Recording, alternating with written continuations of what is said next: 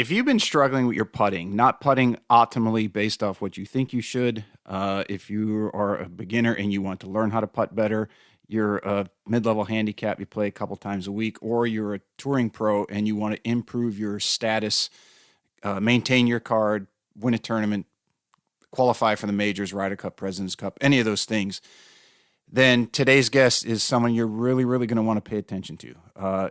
This is his second time on the show. I was very, very fortunate for him to come on again. I've developed a bit of a friendship with him as I've known him for a number of years now. And his name is Geoff Mangum, and he is a putting theorist and the world's leader by far when it comes to anything and everything to do with putting. We go very, very deep in today's show, and it was a marathon session of about 3 hours. And as always, when you talk to Geoff, you could talk for 6 hours and really not scratch the surface. But we get into, in this show, we get into a lot on why golfers of all skill levels have trouble and struggle in aiming the putter face square to the intended line that they want to hit the ball on. It doesn't matter if you're a beginner, scratch handicap, PGA Tour pro, all of them have issues with aiming the putter. And most often they aim it out to the weak side. So for a right-hander, out to the right. Geoff gets into the science behind that, the neuroscience, and how all of that works. We also talk about reading greens, both instinctively and scientifically. And scientifically, in this particular instance, deals a lot with physics. So percentage slopes, different angles, the easiest way to learn how to read greens. He goes very much in depth into the physics world, but if you really listen, he breaks it down in a very detailed sense, but he also breaks it down in a very simplistic sense, and why anyone he works with, their putting just magically, so to speak, goes to a whole new level. And then last, we do touch on why even PGA Touring pros have room for a minimum of about a 20% improvement in their putting, just based off what he's watched over more than 3 decades of studying putting, neuroscience, physics, and anything that has to do with the flat stick. So again, a very, very in-depth show.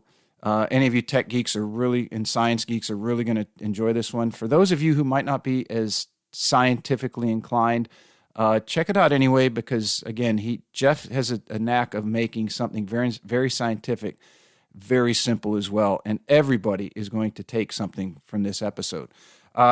Now, one little thing we're having for everybody, Geoff's book, his original book called Optimal Putting, Brain, Science, Instincts, and the 4 Skills of Putting. I will have a link in the summary to that will go to my website, where you can get Geoff's book in PDF format for only $9.95 on our website. So don't forget to check that out. It's an amazing book. It was written a number of years ago, but all of it still holds true, and nobody has even come close to writing a book as in-depth and as good on putting as Geoff has. So, as we always do, please give a big, warm Golf 360 welcome to the world leader in putting and putting theorist, Mr. Geoff Mangum. What's up, everybody, and welcome to the Golf 360 podcast. I'm the host, Pete Popovich. So you may be asking yourself, what is Golf 360? And Golf 360 is a show that was designed to introduce you to people associated with the game of golf to help you improve not only at your game, but also your life. Almost all of our guests are from within the industry in some way, shape, or form, but some of the guests we have are from outside the industry, and it mainly revolves around the business world, with a few others scattered in here and there. Now, all of the guests that we have a few things in common. 1, they all were highly successful and accomplished in their field. 2, each has something to pass along that will help you in your game and your life. And 3, they were all more than willing to give back by passing along the things that they use to help them in their career, and even some of the mistakes that they made so that others don't make them in their journey.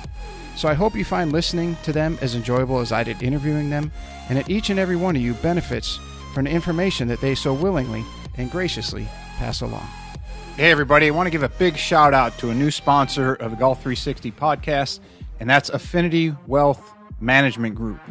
We all work exceptionally hard for our money, and none of us can afford to let that fall into the dark abyss of the big box financial service firms. and their jack of all trades and master of none mantra, which basically means you become a number within a cookie cutter model that's also often accompanied by massive fees. Your future deserves more than average returns and little attention. At Affinity Wealth Management, they ensure that your financial goals receive highly individualized, tailored attention from experts, not just advisors, who are in the industry to be great and not average. As a client of Affinity Wealth, you receive a customized solution to your customized life, keeping in mind your family's financial situation, values, and risk tolerance. Call Affinity Wealth today for a no-cost consultation with one of their experts at 724-754-8200. Again, that's 724-754-8200. Or you can also check them out on the web at www.affinitywealthmg.com. That's AFFINITYWEALTHMG.com. This podcast is brought to you in part by Just Thrive Probiotic. You may be surprised to learn that your digestive system is the key to creating and maintaining the quality of your physical, mental, and emotional health, and it's one of the body's most essential systems. That's why the majority of nutritionists today highly recommend probiotics as an indispensable nutritional supplement. As a discriminating consumer, you've probably been searching for a probiotic that is proven, potent, and effective, and you found it. Just Thrive is your best choice for maintaining a healthy lifestyle. Just Thrive Probiotic captures the power of hundreds of thousands of years of nature's design with a specialized bacillus strain formulation that guarantees survivability through the stomach and upper digestive system. Supports optimum gut health, digestive health, immune health, and delivers antioxidants. Great for adults, kids, and the whole family. Use promo code GOLF360 at www.thriveprobiotic.com for 10% off your order. All right, I'm here with Geoff Mangum, the world's leader in putting theorist, knows more about putting than anybody has ever walked the planet. Geoff, thanks, as always, for making the time to come on. Absolutely, Pete. Did y'all get killed by the tornadoes? Well, it rolled through here for about the last hour. I haven't heard of anything bad. We just had quite a bit of rain, which is this time of year, pollen season. It helps us out. It knocks some of that stuff out of the air, and so everything will be yellow on the ground for a few days. It's better than it floating in the air and getting in your nose and your eyes and your mouth and everywhere else. I just finished mowing the yard for the first time this spring. Mm-hmm. That stuff blowing all in my eyes and hair. It's a tough time, for our area, and you've been down here quite a bit on the coast. If the weather's perfect, like it has been, 65 to 72 degrees, we got the pollen. Or when the pollen disappears, we have the no-see-ums, the sand gnats. And then, the summer gets pretty hot, and then the winters are good, but it's just like every time that perfect temperature comes, we've got something to irritate the hell out of us. I don't know if you get that up in North Carolina in your area too, but our social calendar is not quite as fat as yours. Yeah, you're, Hilton Head and Charleston and all that. Mm-hmm. You highfalutin people. Yeah, I'm Mountain Bluffton. I'm not that highfalutin. I can go on the island and flute with them, but I'm not the highfalutin. Well, if I came down there, I'd have to make my living making knockoff baskets. Yeah, there's you'd have a lot of competition for that. Yeah, sure. What I wanted to ask you that because you and I spent a little bit amount of time together since our last time you came on the show, and Sure. and a couple things we discussed. One question I wanted to really get into for this show was, as people ask me more about you and want to learn about you and putting, is what is important for golfers to know when they do consider putting, or they think about it, or procrastinate about it? Well, what I found out was, at least through about 2004 or 5, nobody in golf even ever tried to teach the 4 skills of putting. Mm-hmm. That's a 150 years survey of the literature shows that nobody knows diddly squat. Nobody's ever written about the 4 skills. They don't say you got to read a putt, you got to aim according to the read, you got to stroke where you aim, and you got to do the pace control that matches the read to begin with. It's kind of stupid, but from 1870 to the 2005 or so, there's nothing out there. There's a lot about stroke, and then there's terrible little itty bitty stuff about aiming from behind the ball and using the line on the ball. But there's next to nothing about reading a putt or distance control. Mm-hmm. And those two are the main skills. When you read a putt, you predict the curve across the green with your imagining a movie that has a specific ball speed or pace of putt embedded in your movie. And what the brain is doing is it's seeing and predicting the actual curve that the physics will generate in the external world. And then your instincts will aim into the start line of that curve. And because you have imagined with one ball speed, you have to, what you do from that point on to sink the putt is really not optional. You start it where you aimed and you send it off with the same ball speed you used to imagine the physics of the curve to begin with. So that's really what golfers need to hear. And instead, what golf always serves up is a whole lot of crapola about stroke, set up in motion, clasp against your arm, use a claw grip, blah, blah, blah, blah, blah. And then all this other stuff about putters. Now, since about 2005, we've been flooded with, quote, technology, which most people can't afford, so don't worry about it. Like Sam Putt Lab, $7,000, and nobody can understand what it's trying to say. Quintic ball roll, however many thousands that piece of crap is. It's just idiotic salesmanship through the magazines and the Golf Channel. Whatever will make a buck for somebody, they're going to come up with something and they're going to start peddling it. And the problem is it's not real golf instruction for putting. Real instruction is how many people do this, teach you their four skills, teach you how the four skills work, and teach you how the four skills integrate together as a total integrated enterprise of sinking the putt. Answer, nobody but me and the putting zone. I checked. If you don't believe that, check yourself. I've been kicking these other people in the rear that have showed up since about 2005 or 8 to do this. And they won't acknowledge that I kicked their butt into third gear on. You got to measure what body action does to cause good or bad strokes, not measure the putter. Not measure the putter, Mr. Quintic, Mr. Hurian. Not measure the putter, Mr. Marquardt at Sam Putt Lab. You have to measure what body action causes it, good or bad strokes, and then you have to figure out what you would do with your body by neuroscience and instincts and physiology and anatomy in order to generate the good, effective body action. Nobody has done that yet. They ain't caught up. But they're trying to because I've been kicking their butt and embarrassing them with basic logic. Sam Putt Lab has tried to measure a balance board, for example. That's sort of body action. They've tried to measure head movement with a headband. Okay, that's sort of body action, but it's not real. You make a putt on a Sam Putt Lab, you're not actually facing a putt. They say wherever you aimed it, we're going to consider that perfect aim for the read. No, it's not. Yeah.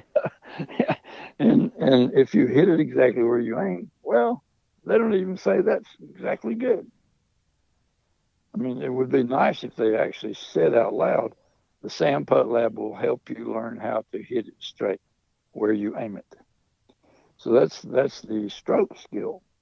If you read it and aim it, by golly, what sense does it make to hit it somewhere other than where you aimed it?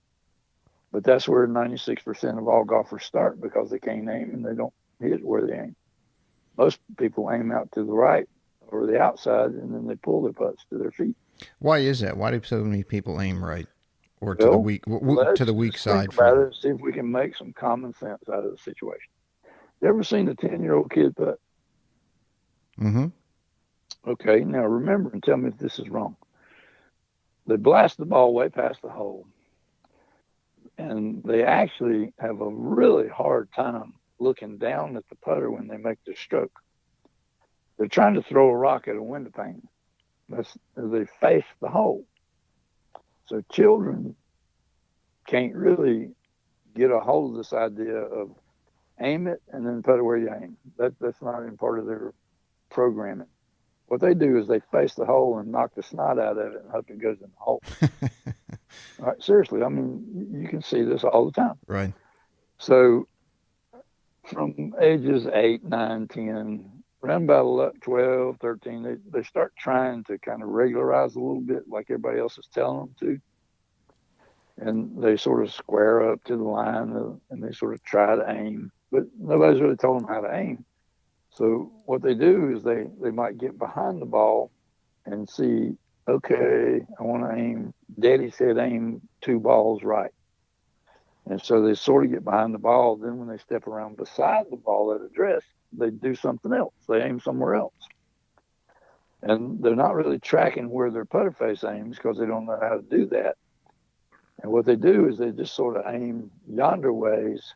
And they're aiming out to the right. And then they're sort of pulling putts into the line they sort of think is there on the ground that they ought to be hitting it on. All right, so by the time you're 16, 17 years old and you're shooting for a Division I scholarship, full ride, playing AJGA, you ain't really doing much different. You don't know how to see where your putter face aims. You don't really know how to read putts and pick targets. Even if you did, you won't aim at the target. Y'all PGA players from 6 feet, 10 feet out, they're not aiming worth diddly squat. If they get behind the ball and aim the line on the ball, fine. But what they do is they step up beside the ball and they change it. And you can't do that because you don't know the skill for standing beside a ball, running your eyeball on the ground like a laser beam in a dead straight line sideways 20 or 30 feet. And that line being exactly the 90 degree off the putter face where you've aimed your putter face. They don't have that skill. The putting zones, they used to have a trick in the 50s, but they didn't really describe it very well. And that trick is now nobody knows it because people don't read magazines from the 50s. They don't read books. But it's in everybody's book in the 50s, especially Bob Rossberg and people like that. Even Arnold Palmer knew how to do this. But that skill that was a gimmick back in the 50s and 60s, that's totally lost today on these narcissistic little Division I players. And so when they set up beside the ball, they don't know where their putter's pointing. And if they change their putter, something different from the line on the ball, that they aim from behind the ball, they don't know what they're doing.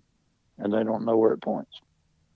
What they're actually doing to succeed from beside the ball when they're like pointing and crap is they're aiming their body action. So what does that mean? If there's 150 yards shot to a flag stick on a green, you walk up with your 7-iron or whatever club is your 150-yard shot, and you just walk into your setup and you put your club down and you're aimed. There's not a whole lot of people that get behind the ball on a 7-iron and line it up to the flag stick. They just walk into their setup Right. and put their club down. That's because they're aiming their body action. Now, I was a self-taught 7-iron range rat. I hit more balls than VJ Singh. Hey, VJ, kiss my foot. I hit more balls than you. I can empty one of those large little miniature golf bags with about 600 golf balls. Mm-hmm. I can empty one of those in about an hour, a few minutes, and just stand there for 8 hours and empty them all. I've done it plenty of times. I've spent 10 hours on driving range for 6 months in a row. So VJ, kiss my foot. What happens is if you self-teach yourself, you end up with a pull stroke with a 7-iron. And I used to hit my 7-iron about 200 yards dead straight at age 40. And so whenever I would aim my shot, I would close up to the line because I'm going to pull it. When teachers, PGA of America teachers, They didn't actually want to teach me, but I got a couple of them to agree to tell me stuff. They wanted to square me up to the aim line and all this business, putting a little aiming stick on the ground. And as soon as I moved my left foot away from the line and unclosed my stance, everything was high, right, and weak. All right, so back to putting. If everybody, basically 95, 96% of people are like used to be kids putting out, aiming out to the right and pulling it, they're still doing it, even as they get on the PGA Tour. Morikawa, for example, he's terrible. He's like 200. He's 192 out of 205 or so players on PGA Tour for putting. And when I watch his stroke, I go, "Good Lord, man! Nobody's even told him basic stuff." But what they do is they aim their pull. If you're going to aim your pull, you're going to aim out to the right for a right-handed golfer. And they don't know that because they don't know how to check the putter face aim to see where it's going. I've taught lots and lots of PGA of America teachers that are all installed on the back of a range somewhere at a nice golf course. And I'll say, okay, 30-foot putt, where are you aiming? And they should be aiming a foot and a half to the right. And they'll say, I'm aiming a foot and a half to the right. You get behind them with the laser and you find out they're aiming 6 feet to the right. And they didn't know that. 35, 40-year-old PGA of America teachers never learned where they're aiming. So you got to kind of know the history. You ask me why do people do that. This is why. Jim Furyk, for example, they put him in a big picture book. They took a big full-page picture of him standing at a putt. And they said, tell us something, expert. He said, well, I like to stand open to my putts because it makes me see the line, helps me see the line better. No. Kids stand open to the putt and putt diagonally out of their body because they're looking at the hole when they shoot. And if that continues through your teenage years and nobody ever actually teaches you anything about how to putt where you aim, that would completely wreck that little system. If you tried to actually putt 90 degrees off the putter face. And so there's some few golfers that kind of knew there's a problem. And they started using the line on the ball, and they started committing, quote unquote, to put the line on the ball. What else would they do? They got behind the ball, they used the dominant eye, they lined it up dead straight at the target. Target's right or wrong. So what else would you do? But they're like talking about this, some sort of plan B they could have done. No. Now, if they line up on the ball dead straight at a good read, a good start line for a good curve, and then step around at address and change it, what kind of nutcase is that? Right. Right. Yeah, I get a lot of that teaching where people say, I try to get them to use a line, at least to help them get going, get that putter. Well, Tiger Woods is one of the very few who you can see he was very rigid when he got around beside at address. And he would creep his putter head out. He would take like 2 practice swings inside the ball, and then he would creep his putter head away from him behind the ball, square it up. And then for the longest time, for about 2 years, he kept his feet back. He didn't walk his feet in after he scooched the putter out behind the ball. And somehow or another, somebody, either he sort of realized it or somebody told him something 2 or 3 years later, where if you scooch the putter away from you, you completely messed up your setup, and you need to move your feet towards the ball as well to recover that setup. So he started doing that too. But basically, if you refrain from re-aiming at address because you don't know how, and you don't know where a putter face has been pointed, looking down at it from address, you should quit. And Tiger is one of the few that learned that lesson somehow or another. Really, what you should do is you should learn how to tell where a putter points. It's kind of stupid. What process do you use to do that? To teach somebody? Well, there's a geometry of the head and the face. If you consider the face as part of the skull, and you say, what is the vertical axis of rotation of the skull? And that is a line from the center of your neck out the top of your head. And what is the aim of the face? And you say, what do you mean the face? You're talking about the lips, the nose, No, the ear hole in your skull over the corner of your eye socket in the skull, that line is 90 degrees to the axis of rotation. Mm-hmm. Now, your eyeballs, they can point up, down, left, right, down, 8 different directions. The eyeballs are not what you're using to run your eyes as a laser beam straight sideways along the ground. You're matching the eye beam out of your eyeballs to the face angle. And then when you spin that axis of rotation of the head like an apple on a stick, that perpendicular relationship between axis of rotation of the head, vertical, and the aim of the face, 90 degrees off that axis, and eyeballs and eye beam out of the face, also the same as the face, 90 degrees off the axis of rotation, that will look sideways in a dead straight line. All right. So, like if I'm 5 feet away from where a wall meets a floor and I square up my body to the wall, so my chest is parallel to the wall, if I then point my face at the line where the wall meets the floor, how would you do that? If you have an arrow stuck through the back of your head straight out the bridge of your nose about another foot, that arrow point or the arrowhead at the end of that 1 foot is not where the eyes usually look. The eyes usually look lower than that arrowhead.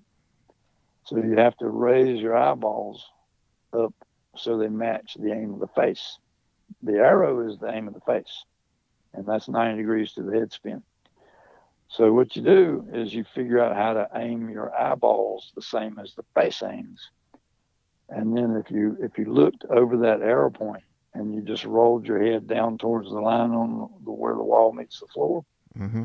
it's only when eyeball, arrowhead, line match. Then if you spin your head, it will run exactly down the line on the floor, sideways, as long as you want to go. The way people look down their face with their eyeballs, if you tried to trace the line on the floor where the wall meets the floor sideways to the left 20 feet with that arrangement of eyeballs, face, and axis of rotation of the head, it will curl to the inside. And you'll go way left to the target, and then you'll go, and then you'll pop your head back to the right to get the eyeballs looking at the hole or whatever you thought was the target. So you take this little circuitous route to get to the target, and you never actually find out where the putter face aims. You just point your eyes where you want it to point them. That's what people do. They just don't know because they can't track what's happening with their vision on the ground. But if you make a 90 degrees with your eyeball straight out of your face, then you rotate your head, it will run sideways. Any line, you don't have to stand over the ball or anything. It could be 10, 20 yards away. You'll run exactly sideways. And then when you get finished running, you keep your eyes the same attitude out of your head, same aimed as your face. Whatever shows up in your eye, that's where your putter is actually pointing. It's not hard. You just got to learn run your eyeball sideways straight. So, and that eyeball, so from the line of the ear through the corner of the eye, that's right. Same as a piece of glasses, side piece on the glasses. If you put a laser on the side of your head on that line, mm-hmm. and then you lowered your face until that laser is shown at the line where the floor meets, right. where the wall meets the floor, and then you just put your finger on top of your head and spin it like an apple on a stick, that laser beam will run dead straight sideways. And it doesn't matter if the back of your head is flat to the ground or if you're that's 5 feet away. It's sort important of backed that into the parking spot. It's important. They got perpendicularity, but they didn't know how they got it. Somebody sitting on the toilet just came up with a little gimmick. Put your eye over the ball, put the back of your head flat, and then spin your head like an apple on a stick. Well, that's everything that's physically is going to make a perpendicular eyeball aim out of your head because your eye is over the ball and the back of your head is flat. Mm-hmm. But they didn't know that the real secret is the perpendicularity, and you don't have to have your eye over the ball. This little see sideways system, it's just geometry. It's not dominant eye or any of that baloney. And if you say, well, give me more details so I can get this right. Okay. Make a salute with your hand, with your right hand for a right-handed golfer, and lower it from your eyebrows across your pupils to just so your pupils are looking directly on top of the hand. Right?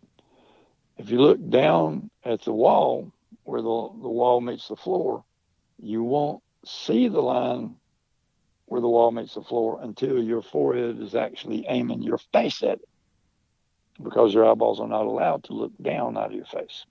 They're looking straight out. All right, so if you lowered your salute hand from eyebrows across pupils and then get them so the pupils are looking over the top of your knuckles, Mm-hmm. your hand will stop just below the very bridge of your nose. All right, that's one. All right, so let me explain a different way.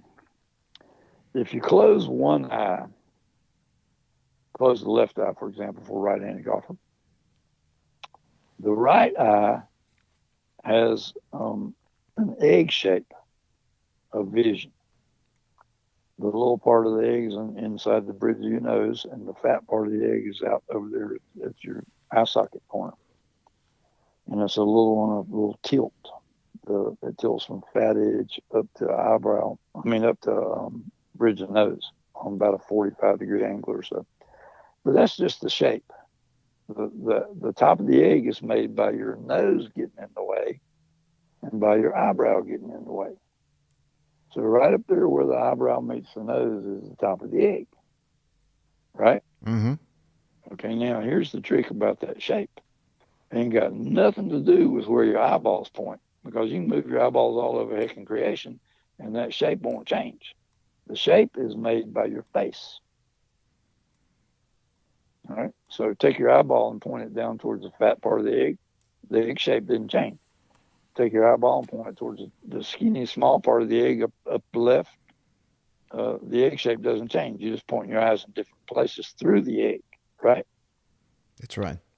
All right, now, there is one and only one magic spot when you point your eyes the same as your face. It's about 1 inch in from the bridge of your nose in the top of that little small part of that egg. So take your little fingertip on your right eye.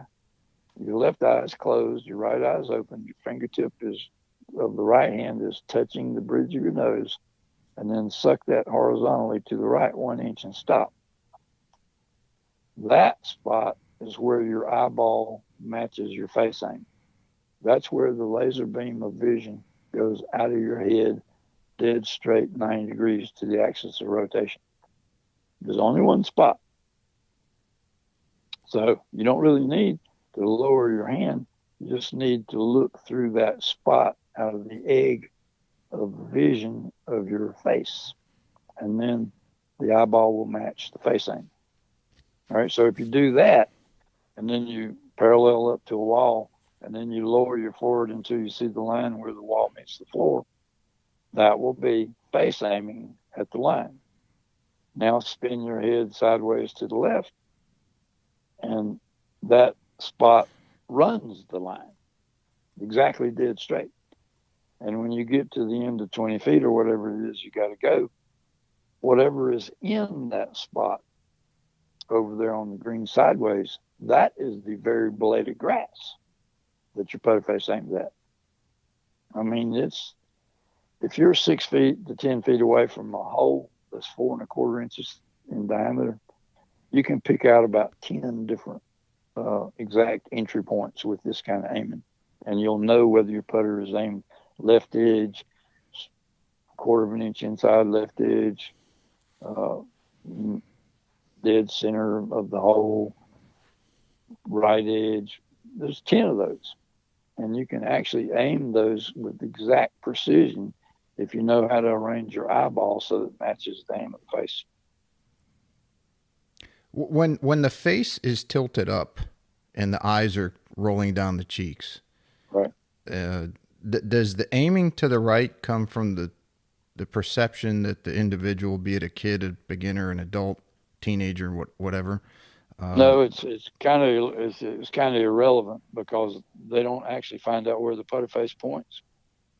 And so if the putter face is pointed incorrectly to the right, and they do this little eyeballs aiming down the cheeks, and then they turn their head, and their line of vision actually swings way to the left, Mm-hmm. and then they go, well, I was looking for the hole, and then so they'll pop their head back to the right, the top of their head, the axis of their rotation at the where you would put your finger on the top of your head, that will swing back to the right, and then it will look at the hole, and that golfer, completely uneducated on what they're doing, will declare that their putter face points where they hoped it would. They never found out where it points. So that the head actually bends at the neck when they're out of position, because they have to try to raise their head to see the hole. Well, now you're talking about the skill of rotating your head like an apple on a stick. Mm-hmm. All right. If you point your eyes straight out that little magic spot, 1 inch in from the bridge of your nose, and then you lower your face until that spot coincides with the line where the floor meets the wall, and then you put your finger on the top of your head and you spin as if that's a nail sticking out from a wall onto the top of your head. Mm-hmm. You're not going to want to scratch underneath this nail head. You just spin under the nail, right? That's right. So physically, the other thing that's actually happening is that when your chest matches the wall, your head and neck, the line of your neck needs to match the heel toe line of a putter face or a putter head. Otherwise, you'll run your eyes straight sideways, but it won't be the same line with the putter points. You got to square up to the putter as aimed, then spin your head. All right. So when you do that, the chin is a certain distance from both shoulders. And when you spin your head like an apple on a stick, the chin will not come closer to the front shoulder and will not go further away from the front shoulder. So the neck will actually just stay like you aimed it over in relation to the putter face. It'll spin. The neck will spin. The head will spin. But nothing is curling forward or backwards. The neck's not turning the chin towards the left shoulder. The neck is not turning the chin farther from the left shoulder. One is the head goes towards the target. One is the head goes away from the target. That's not how you do that skill. So you also have to learn how to do the skill of spinning the head sideways. I have always, from the reading I did, and you correct me if I'm wrong, that when the face was up too high, and the eyes rolled down the cheeks, that people, since they could stand erect, looked to your point, look straight out of their face, and throughout the history of mankind, it was developed the ability to determine, okay, there's a saber-toothed tiger, and their ability to determine distance and how far things away got developed, looking straight out of their face. And then when there's a distortion, when the face is pointed one way and the eyes are the other, that they're not able to determine distance and, as you said, aim. Is that something that I'm way off on, or is that some? Okay, I mean, we have to kind of unplug from putting sideways for a minute, Uh-huh. and just say, okay, there's a tiger over there 20 feet away, which is 1.5 leaps, and then he's got you. Right. So you got maybe 2 seconds to live. All right. So you're looking down at the ball, getting ready to put it, and then all of a sudden you hear this tiger 20 feet away. He's got 1.5 leaps, and he's going to grab your throat and kill you. But you got a gun on your hip. What are you going to do? You're going to rivet your head and face right at the tiger, pull that gun out, and try to shoot him in the face and kill him because he's coming after you. Right? That's right. All right. Now, people who are trying to putt sideways, if they swing their face at the hole and say, "Oh yeah, there it is," and then putt, they can sort of get okay at that. But what they're doing is they're not keeping up with their putter face. They're not putting where the putter face aims, and whatever they did for reading a curve and the start line that matches the curve, they just flushed it down the toilet and said, "Forget that." So people can get away with some of that as an adult. Kids can't do it for diddly squat, but some adults can kind of face the hole. But when they make their strokes, they're not watching the putter, and they don't know where the putter aims, and they're kind of knocking it sideways a little bit, and they're hoping that they're going to knock it towards the tiger, or whatever is the hole, whatever is the target. That's a pretty disorganized way of doing things. What you end up with is you never know from your setup where the stroke is going to send the ball. Your brain is kind of coming up with a plan B on throwing a rock at a tiger and trying to hit him in the face 20 feet away.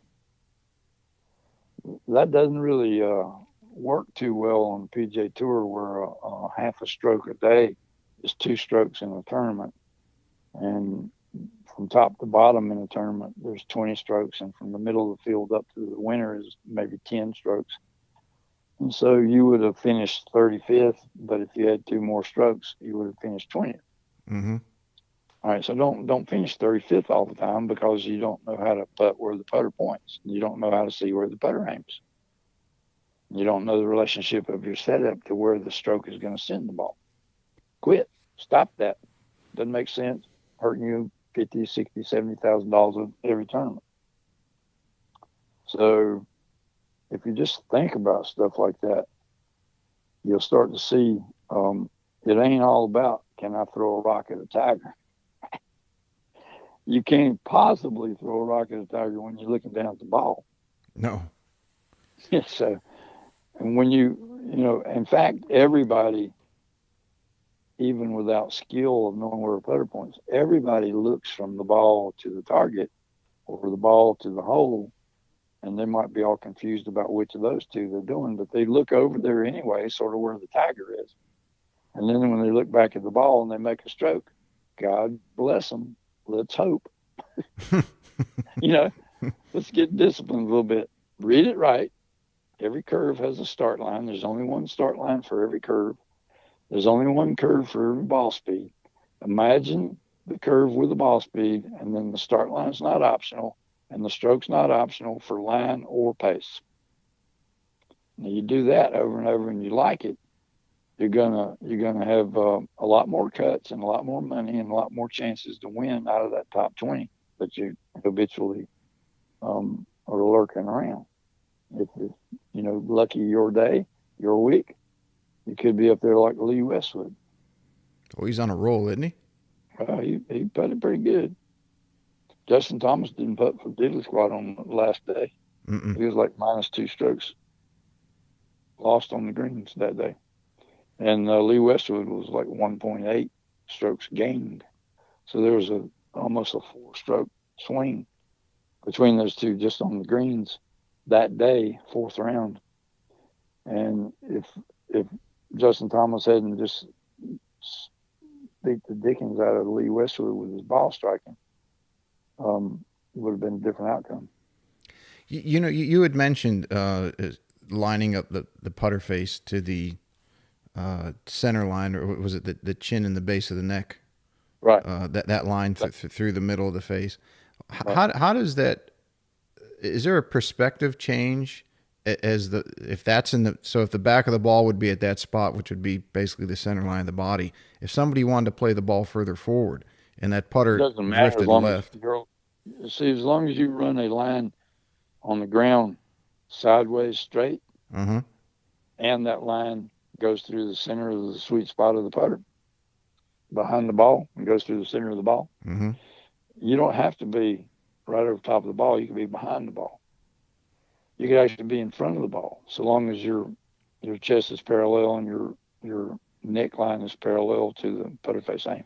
Does looking from behind the ball in that instance, or behind the putter, because the putter's forward centered, does it give a closed perception, or does it give an open No, perception? it's just geometry. It's not vision. It's not dominant eye. It's not visual acuity. It's none of that perspective stuff. It's just geometry. Make a 90 with your eyeballs. Spin your head. Mm-hmm. That runs a straight line sideways. Set up to a putter so your chest is the same as the aim of the putter face, and your neck is the same as the heel toe line on the putter face. Then that spinning of the head will run the same line as the putter. It's just geometry. It ain't got nothing to do with all this eye stuff that people are all mystified by. You Yeah, can that do it. seems to be the thing. Yeah, you can do it left-handed. If you're a right-handed golfer, you can aim your eyeball straight out of your face, lower that face down to the sweet spot of the putter when your chest is the same as the aim of the putter. Turn your head apple on a stick to the right. You'll be looking in that magic spot, exactly where your putter points. Would you say that eye and head position and getting able to aim the putter face correctly is the out of the four? If someone held a gun to your head and said you need to make a decision on which one is the most important, would you classify that as the most important thing to get somebody's? No, not at all. Not at all. It's just completely missing from dumb golfers because their dumb teachers don't know anything. And I want to be just as offensive as I can because this is a game that's 500 years old and they've been writing instructions since 1870 and nobody's even thought to figure this out. There were some guys in the 50s that came up with a gimmick, but they didn't even understand what they were talking about.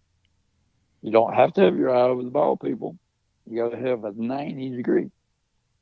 So if you put your eye over the ball, but you don't make the back of your head flat, flat to what? Flat to the deck of the green. If you don't do that, you don't have a 90. So today, I mean, it's just geometry, people. All right. So let's just start at the basics, not try to optimize the four skills. Let's just say what sinks putts? What's the real deal? Bottom line, if you don't even do this, you're not going to sink your putt. All right. So here's that part. You predict the curve. Every curve has a start line. It's called a tangent at the beginning of the curve underneath the ball. All right. So a tangent is the direction of the curve at any point along the way from beginning to end. And however fat your points are, there might be 1,000 of them. Every separate point along the curve has its own tangent. The tangent is the headlights of a car that's driving that curve. As it turns to the left, the tangent starts curving to the left. It's pointing out in the woods somewhere as you go around the curve to the left. The tangent is always like that. If you had a circle and you drove around a circle, the tangent changes all the way around the circle, and the tangent is exactly perpendicular to a line from the point of the tangent back to the center of the circle. All right, so every curve is just different circles. How big is the radius of the circle? Okay, well, you talk about 1 inch of a curve. The curvature right there from one point to another point along the curve 1 inch away, it might represent a piece of a circle that's 4 inches in diameter or in radius. And then a milder curve is a little section of a circle that's maybe 1.5 feet in radius. So every little piece along a curve, irregular as it may be, is just tangents, depending on how much curvature it is at that particular point, how sharply it's curving. Sharp curving, small circles. Tangents always perpendicular to that little circle. Mild curvature, big circles. All right, so tangents are just geometry. Every curve has one tangent underneath the bottom of the ball, and that is the start line with the pace control that will follow that curve, and that's the only combination that actually will. Aim some other line, you have to change your pace. Change your pace, you have to change your start line. You pick the curve with one ball speed, a smart ball speed, a good ball speed, an effective ball speed, the one that you're familiar with doing by tempo and rhythm. Now there's only one plan A. Aim the start line that goes with that curve, putt that line for stroke control, 90 degrees off the putter face, and do the tempo and rhythm so that the pace control matches the same pace you used to read the curve to begin with. All right, it's kind of stupid. So let's just say you want to think a putt, but you don't know all this. You see a curve, okay? Nobody can stop with just seeing the curve. They got to see what start line goes into the curve, right? Mm-hmm. So PGA Tour players are basically saying, "Oh, it's all me. I'm so special that I can see the curves and I can start it into the curves and I can sometimes figure out the pace, how hard to hit it, stuff like that." Well, that's not really what you would want to do if you want to be a world beater with putter. But this is what they're actually doing. They're seeing the curve because they've been out there since they're 12. And they're playing the same greens all the time on the PGA Tour, else they cry like little babies and make complaints about it and try to get that course thrown off the road. But they get fairly good at seeing a curve, all right? And starting it into the beginning of the curve, they don't know about start lines. They don't know about tangents. They don't know about targets and all that stuff. So what they do is they just sort of point their putter somewhere and don't really care. It might be a cut stroke, might be a push stroke, might be a pull stroke, just whatever. They just fixate on this little curve on the ground. They try to start it into the curve, but then they haven't finished the soup yet because they still got to figure out what pace to hit the ball. All right, that's what they're actually doing. So the real physics of putting is you can predict the curve pretty good if you know how to put the right ball speed in there. But if you don't know, putt wherever the start line goes and putt with the same pace you used to see it, what you'll do is you'll just start it somehow into the line. You won't even actually point your putter face into the line. You'll point it to the right and pull it onto the line. And you don't really know how distance control works by tempo and rhythm because you don't know anything about the human body and the instinctive brain. So you're out there sweating bullets trying to figure out how hard to hit putts. That's what they do. They've been doing it for years and years. And so they're not near as good as they could be. Everybody on PGA Tour, with about one or two exceptions, is probably 20% underperforming. If you just grabbed them for an hour and they listened as if they expected to learn and improve instead of listened as if they were suffering a poor person to tell them a gimmick. They got to actually want to learn and know that they don't know what they're doing. You know who calls you up in that situation? Great ball strikers that can't win and are finally desperate. Mm-hmm. They'll listen to you. And what you can do for them is you can take them from 135th on tour in putting stats for the last 5 years and instantaneously in one lesson jump them all the way up to the top 20 in putting stats. One lesson. Done it repeatedly. And that's just a measure of how far off these guys are on PGA Tour, not knowing what they're doing. Their coaches don't know anything ever. Not when they're in high school, not when they're at Division I college, not when they're out on PGA Tour. Their caddy doesn't know. Their peers on the putting green don't know. The few guys that they pal around with don't know. None of the coaches, the swing coaches, know any of this. And so they'll go for years and years without learning how to putt. And they'll say, well, I did really good last week. And then the next week, they're really terrible.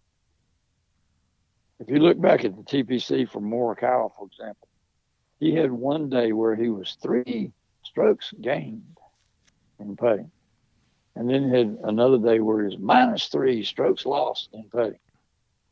All right, so that kind of seesawing and coming and going is a clear indicator that he doesn't know what he's doing. Yeah, these guys are pretty good after about 15 years of doing the same thing. So Morikawa's what, 22, 23, something Mm-hmm. like that. And so he started golf when he was 10. All right, so he's had 14 years of doing the same thing, probably 5 hours a day for 5 days a week for 14 years. Do you see the inability, even at the tour level, for people to understand that basic concept of aiming the club face or the putter face correctly as Well, being a there's a genesis to there's a all the kind of a crazy different grips? well, there's a different problem, which is A, they all believe it's the putter. B, they don't believe it's the putter, they believe it's them, personal thoroughbreds and all this kind of DNA crap. Then they think that it's a gimmick, like a claw grip or a clasp of putter against your arm. Then they think it's a gimmick like aim point. Then they think it's really just them. And then they think that if it used to be a gimmick that stopped working, then it should have been them instead of the gimmick, so they'll just go look for a different gimmick. So these guys that fiddle with their putters, and these guys that change their grips, and these guys that take up gimmicks to help them figure out the four skills, and they're only hearing about one of the skills. The aim point is not four skills; it's a gimmick to get you a start line, and it's not even a good gimmick to get you a good start line. But at any rate, they think that that's putting instruction. All right, now I'm not going to say they're just complete idiots. They are pretty unable to think logically. I mean, I can't really say they're very logical. So what it is it's all this narcissism, and this they don't know what's better than what they're doing. And if something they're doing doesn't work, they think it's just a little tweak. And you read this repeatedly in their little after action interviews where they said, "Oh yeah, some guy showed me a little tweak last week, and yeah, it really worked." I mean, it works for about 2 weeks, and then they're not good again. So building actual skills on an integrated and a logical basis, and on the basis of what the body actually is doing instinctively and by anatomical movements, that's what they have no clue whatsoever about. If you teach a PGA Tour player and they go way off the charts for cuts made, extra money, 3 or 4 times their money over last year, and holding every 30 footer or holding bunches of 30 footers they never hold in their lives, and lag putting like a monster, and never having a three putt for years, and all that stuff. And then they go take another lesson from somebody that tells them to twist the body around and get rid of degrees of freedom, and it totally derails them. The thought of going back to what they were doing when they were just killing their putting like nobody's business does not occur to these people.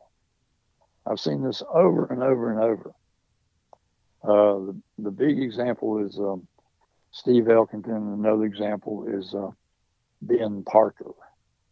Ben Parker was an 18-year-old kid whose father was a 40-year veteran teacher in Europe. He was an expat from England living in Hamburg. And Ben Parker, at 17, 18 years old, grew up on golf courses with his daddy teaching full swing all day. And he got on the English national golf team, and he played, international tournaments against Germany and Switzerland, Sweden. And he was good, except he couldn't putt. That's because swing teachers don't know anything about putting. It's four skills. You got to teach them how they operate in the body with neuroscience and anatomy, and you got to integrate the four, and you got to explain to the golfer so you know cause and effect, and then they got to work on that. But no swing coach in the history of the world has ever been any good teaching putting until they took a lesson from the putting thing. So his daddy couldn't help him, but there were four other expats teaching in Hamburg that knew me and were certified, and they told him, you need to talk to me. So he calls me over to his golf course to teach his son. I taught him one lesson. Within a month, his son was invited to the Orange Bowl Junior Invitational in Miami against the top juniors in the world. And he teed off. He shot I think it was a 63 on Thursday. And everybody else is shooting 67 at most. So he took a 4-shot lead right off the first tee on the first day. The second day, he shot a 67, and everybody else shot a 67. So he's got a 4-stroke lead going into the weekend. And he just pars his way out and wins the tournament. He got invited to the Tasmanian Open in Australia against adults. And on the Thursday tee box, he shot a 62. Jeez. And he cakewalked that victory. And then he went to England to see a guy that does Zen Oracle that thinks he knows something about putting. And he put him on a Sam Putt lab, and he said, Mangum's stuff is not scientific. And so he convinced him to do something else.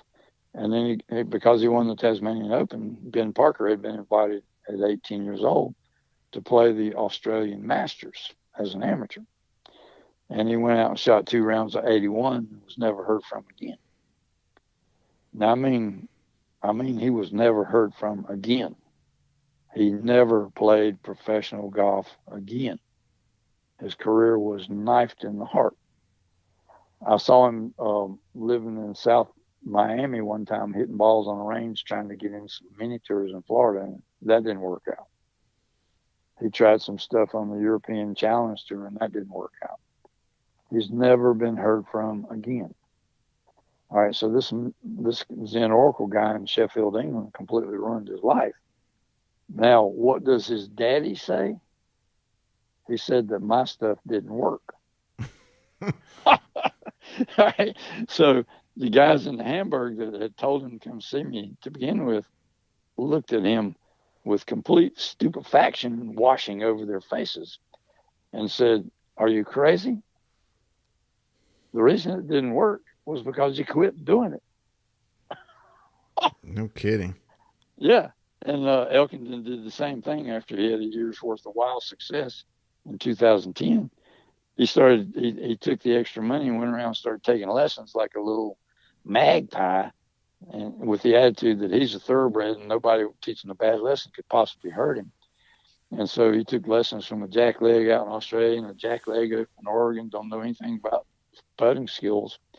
And it completely ruined his next year.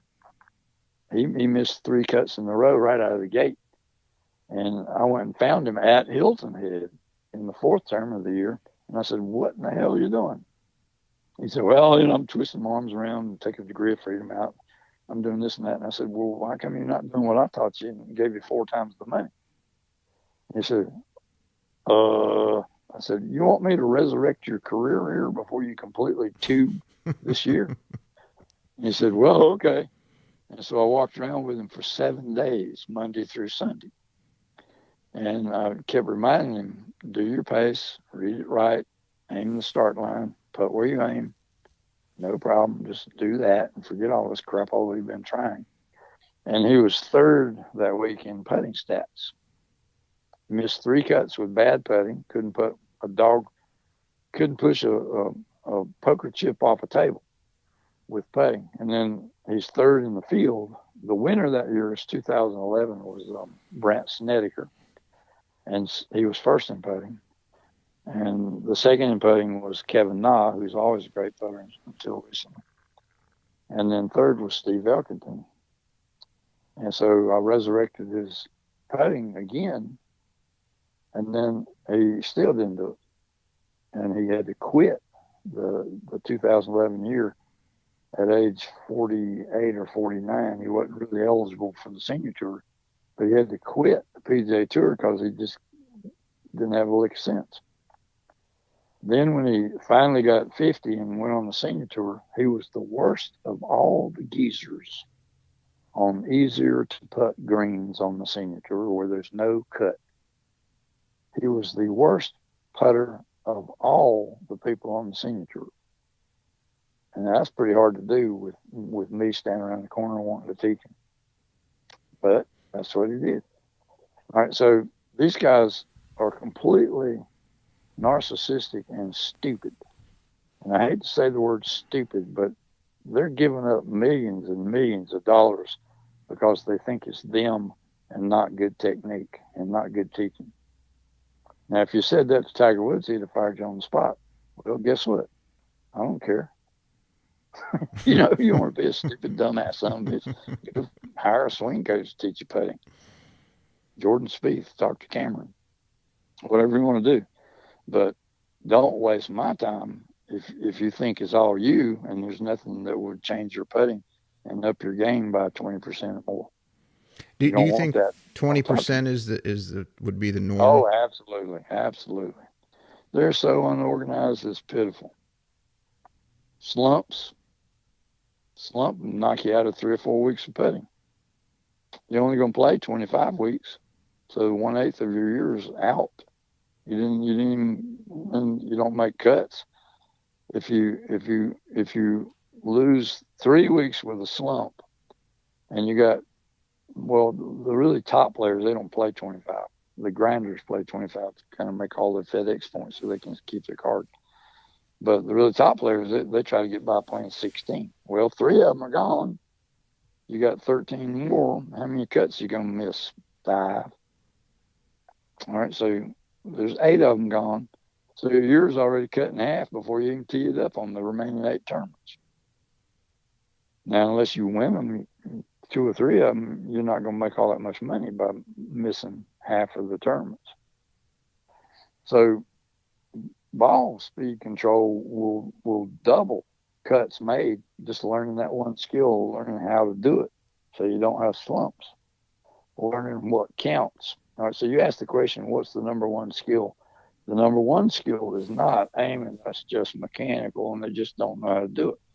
The number one skill is distance control, because that's the foundation of reading putts to begin with.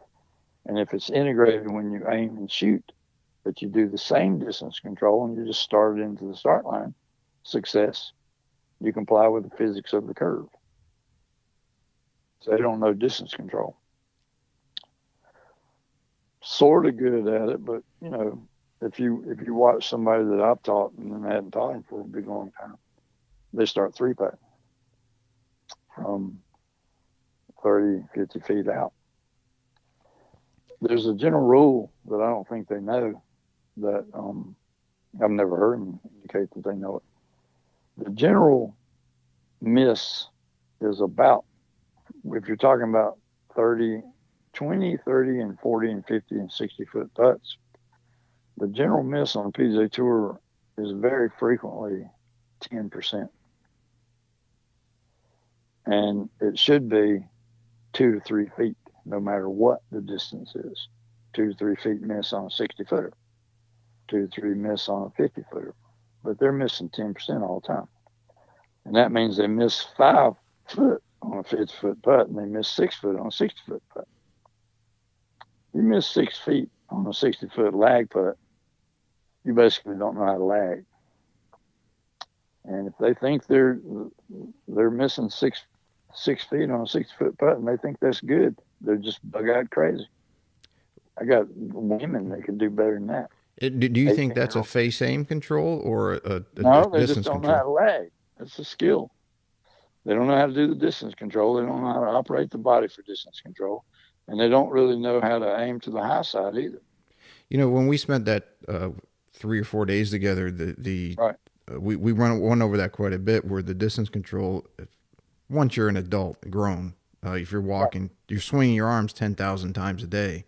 That you got 2 legs, 2 arms, you're swinging 4 things. Yeah. Thousands of times. Yep. Nobody knows the exact number, but it's thousands every day. And it's an innate cadence or tempo that's dialed in. Is it when somebody goes against what that natural cadence is that they get in these haywire things and can't do it? Bullets that don't fit their gun. Right.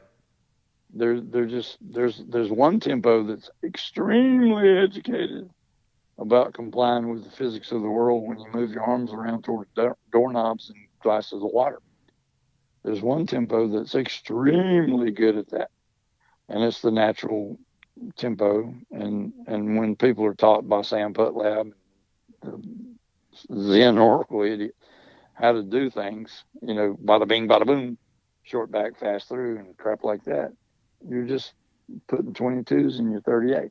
Mm-hmm. Kind of stupid. But, it's just they don't know, they don't study, they have never cracked a book. I mean, it's just golf. Golf is like very amateurish and non-scientific, and people sitting on toilets designing putters and training aids, coming up with technologies. Paul Heron doesn't know anything at all about putting, and he designs quintic ball roll and he writes papers and all this. He doesn't. If he hasn't learned it from me, he hasn't learned it, and he might have learned stuff from me because I'm so rancorous about you dumbasses need to quit hurting golfers. And so eventually they'll take a peek, and then they'll start trying to teach body action. Yeah, Right. read the book before you do that, boys. For I got someone 30 years of body that action. for someone that's listening and they're really struggling with distance control, let's say they Right. at Right. 25 to Okay. 30 feet, they're having a hard time getting it within 5 feet of Right. the hole. What would be probably the best piece of advice that you would give them to Okay. help them Well, dial that in? here's how it actually works, and then I'll tell you quick drills. It's monkey cow. Monkey is attentive to everything that matters, to jumping from A to B. If a monkey's going to jump from one branch to another, he's not going to miss it, because if he misses it, he's going to fall 50 feet down, break his back, and the jaguar eats. So he's attentive. And what matters in putting is green speed, distance, and any uphill, downhill, extra or negative energy you got to add in because there's uphill or downhill. All right, slow greens, more energy; fast greens, less energy; longer putts, more energy; shorter putts, less energy. So there's like an energy level that matches the physics of what matters: distance, green speed, and uphill, downhill. All right, it's not that hard to figure it out. There's a certain energy to swing your hand towards the doorknob. Where is it? How far is it? How much does my arm weigh? How much energy of the muscle action is going to send it over there without smacking my thumb against it and breaking my hand? Instincts got that sorted out by the time you're 5 or 6 years old. Mm-hmm. All right, so it's pattern recognition. Golf putting doesn't take a whole lot of education. It just says, do you know anything about the difference between a green speed stimp 8 and a green speed stimp 10? And you say, no. You say, well, let's just do a couple of things. The cow part is that once you have instinctively energized your muscle action in advance of the stroke, the muscle action will only make a certain size of stroke, and that's the backstroke. That size will be calibrated by your instincts based on what tempo and rhythm you're going to use. And if you're using the natural tempo and rhythm, which is bada bing, bada boom, both ways the same, bada bing, bada boom, and both ways the same quickness. The tempo is the quickness.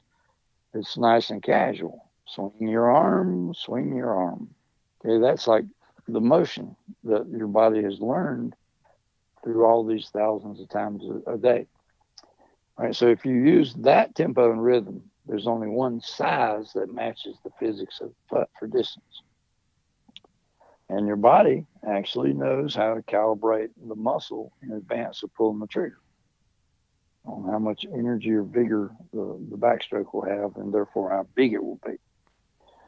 If you make different size strokes, the tempo and the rhythm of the pendulum action of the swing never changes.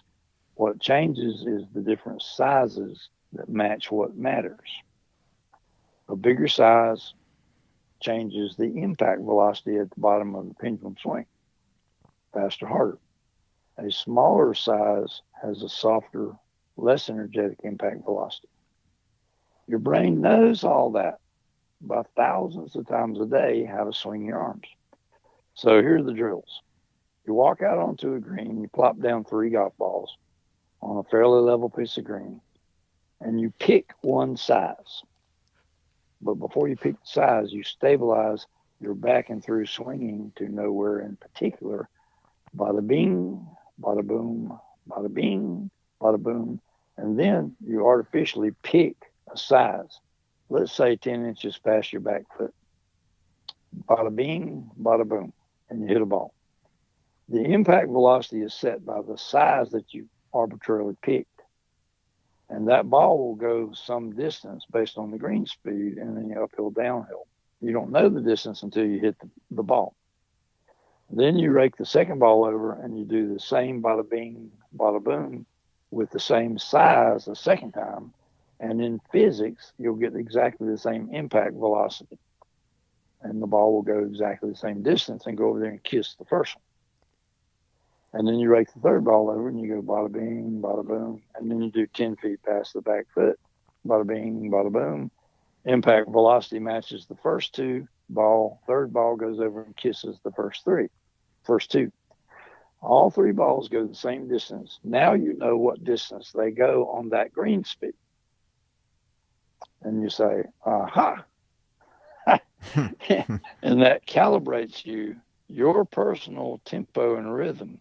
And that one size is now calibrated to the green speed.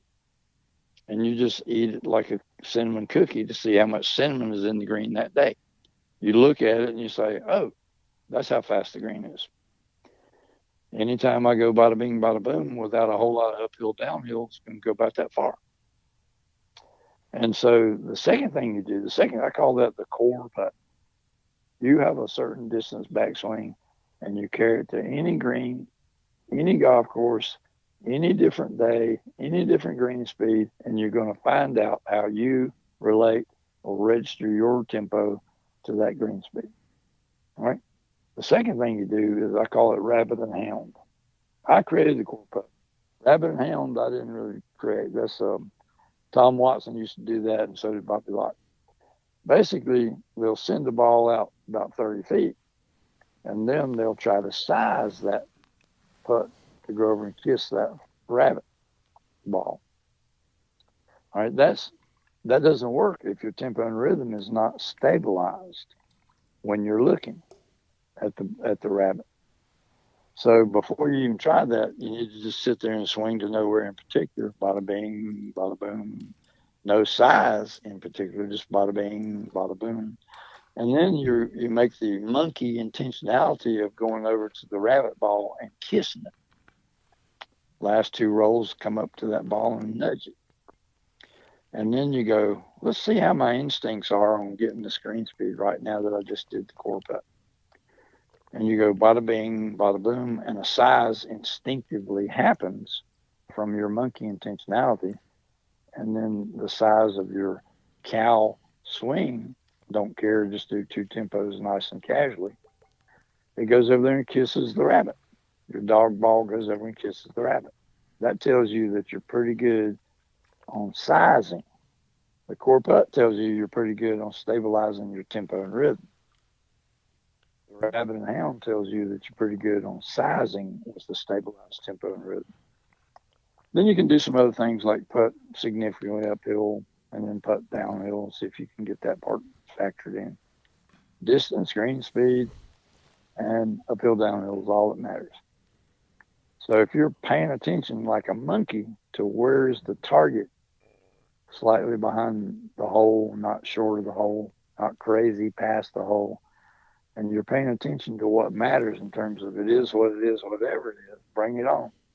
Green speed, distance, uphill, downhill, then your monkey instinctively sizes the stroke for you, and you don't have any thought whatsoever on whether this stroke is going to be right or wrong.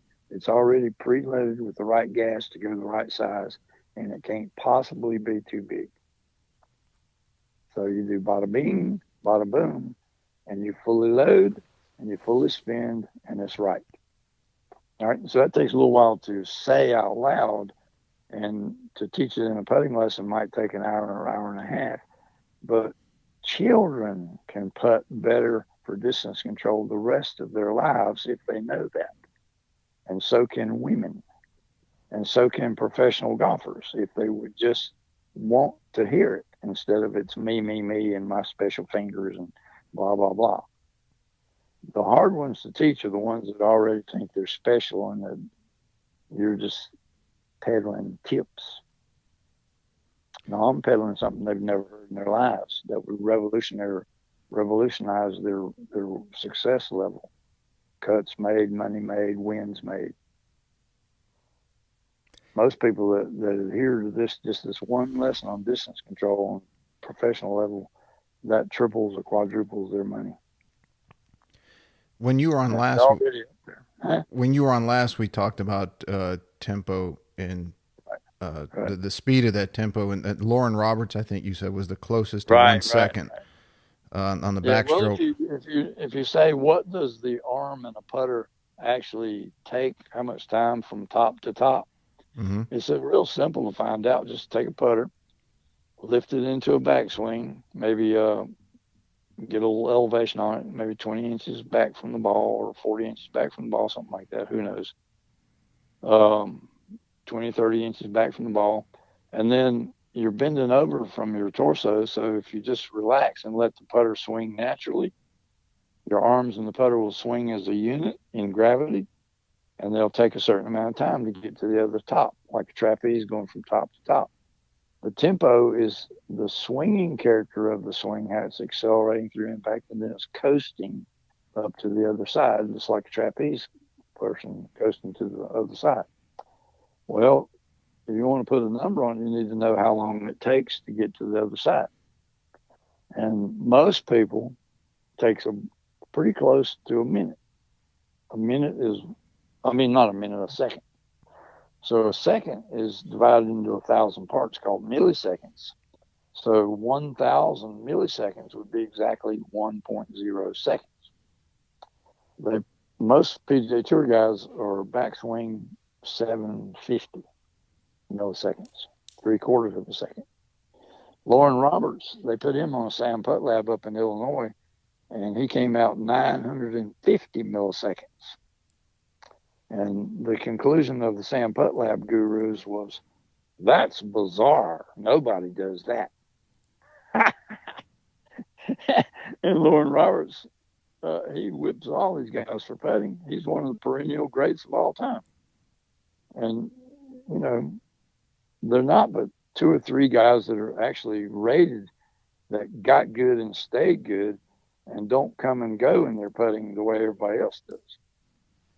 In a 20-year period, I've studied the putting stats for every PGA Tour player that got on tour and putted from 1986 to 2006, 20-year period. There were 2,000 different players in that time period. Some of them didn't stay on the tour very long. But if you looked at all their stats and you gave one simple criteria, who got good on tour, and after they got good, who stayed good, and you gave them points for getting in the top 10 and putting and staying in the top 10 next year, and you didn't give them points if they fell down to 70th in putting, something like that, and you gave little points out to 2,000 different golfers, you'll find out the elite on the PGA Tour is no more than about 10 guys in 2020 years.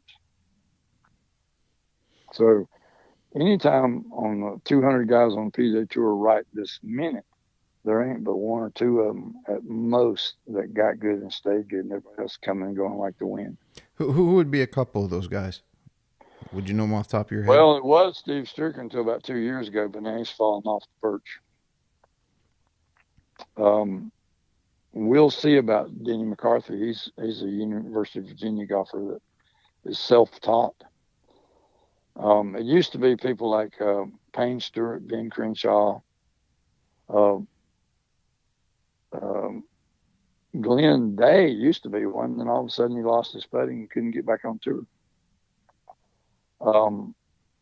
Mickelson used to be, but he's not. He hasn't been good at putting for about 3 years now.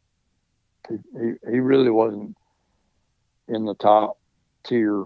He was briefly among the elites for a while, and then he wasn't. Brad Faxon, he's not. He comes and goes like the wind. One year he'll have a good putting year and a bad ball striking year. Then the next year he'll have a good ball striking year, lots of greens in regulation, and his putting will go off the rails. So he doesn't know. The top guy of all that group that got good and stayed good better than anybody else was Payne Stewart. He nudged out Ben Crenshaw. Ben Crenshaw one time went 365 holes without a 3-putt. Wow. So it's 20 rounds of golf. And do you know what it was that Stewart did to get to improve his putting and then get to that elite category? Not really. I mean, I've actually given his coach Chuck Cook a lesson, and Chuck didn't know anything about it. Huh.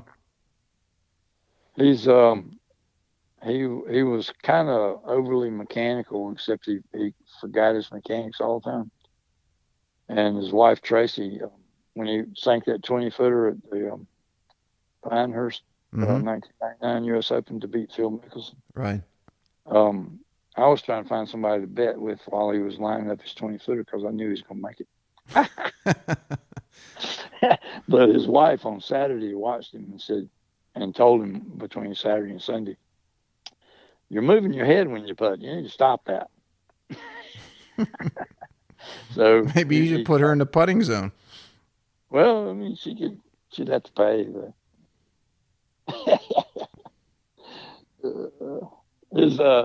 I teach where his caddy Mike Hicks lives in Graham, North Carolina. I've never met him, but he wasn't the source of Payne Stewart's success. Payne Stewart he was a grinder. He was really a grinder, but he had that carefree attitude like we saw in Lee Westwood last week. That's a real man playing golf. That's not a boy working with swing coaches and golf psychs, physiotherapy people, and putter fitters, and blah, blah, blah, blah, blah, all around him all day long. The main thing about guys that got good and stayed good, they didn't do all that fiddling around with their putting. They got something basic going. Probably could have been better, but they got something basic going. And a lot of them got really good tempo and rhythm. One of the great guys on tour in the modern era is Bob Heinz. He was a roly-poly Yale golfer that couldn't hit a green in regulation to save his soul. But he was a dream putter. And he had a real nice, relaxed tempo. And he had his wrists were fanning like crazy in the stroke. He was swatting them. But with that tempo and that disposition not to hurry, when he was reading putts, he was reading with his stabilized tempo. And so he had better reads than a lot of people. And he could get it so close on 30 footers, he netted in more of those than most people. But Brad Faxon, David Toms, and one other guy, I think it was David Frost, they all tied for putts per green regulation at 1.704. And some guy in 2010 or so named Noah Leibman wrote a history book called The History of the Flat Stick.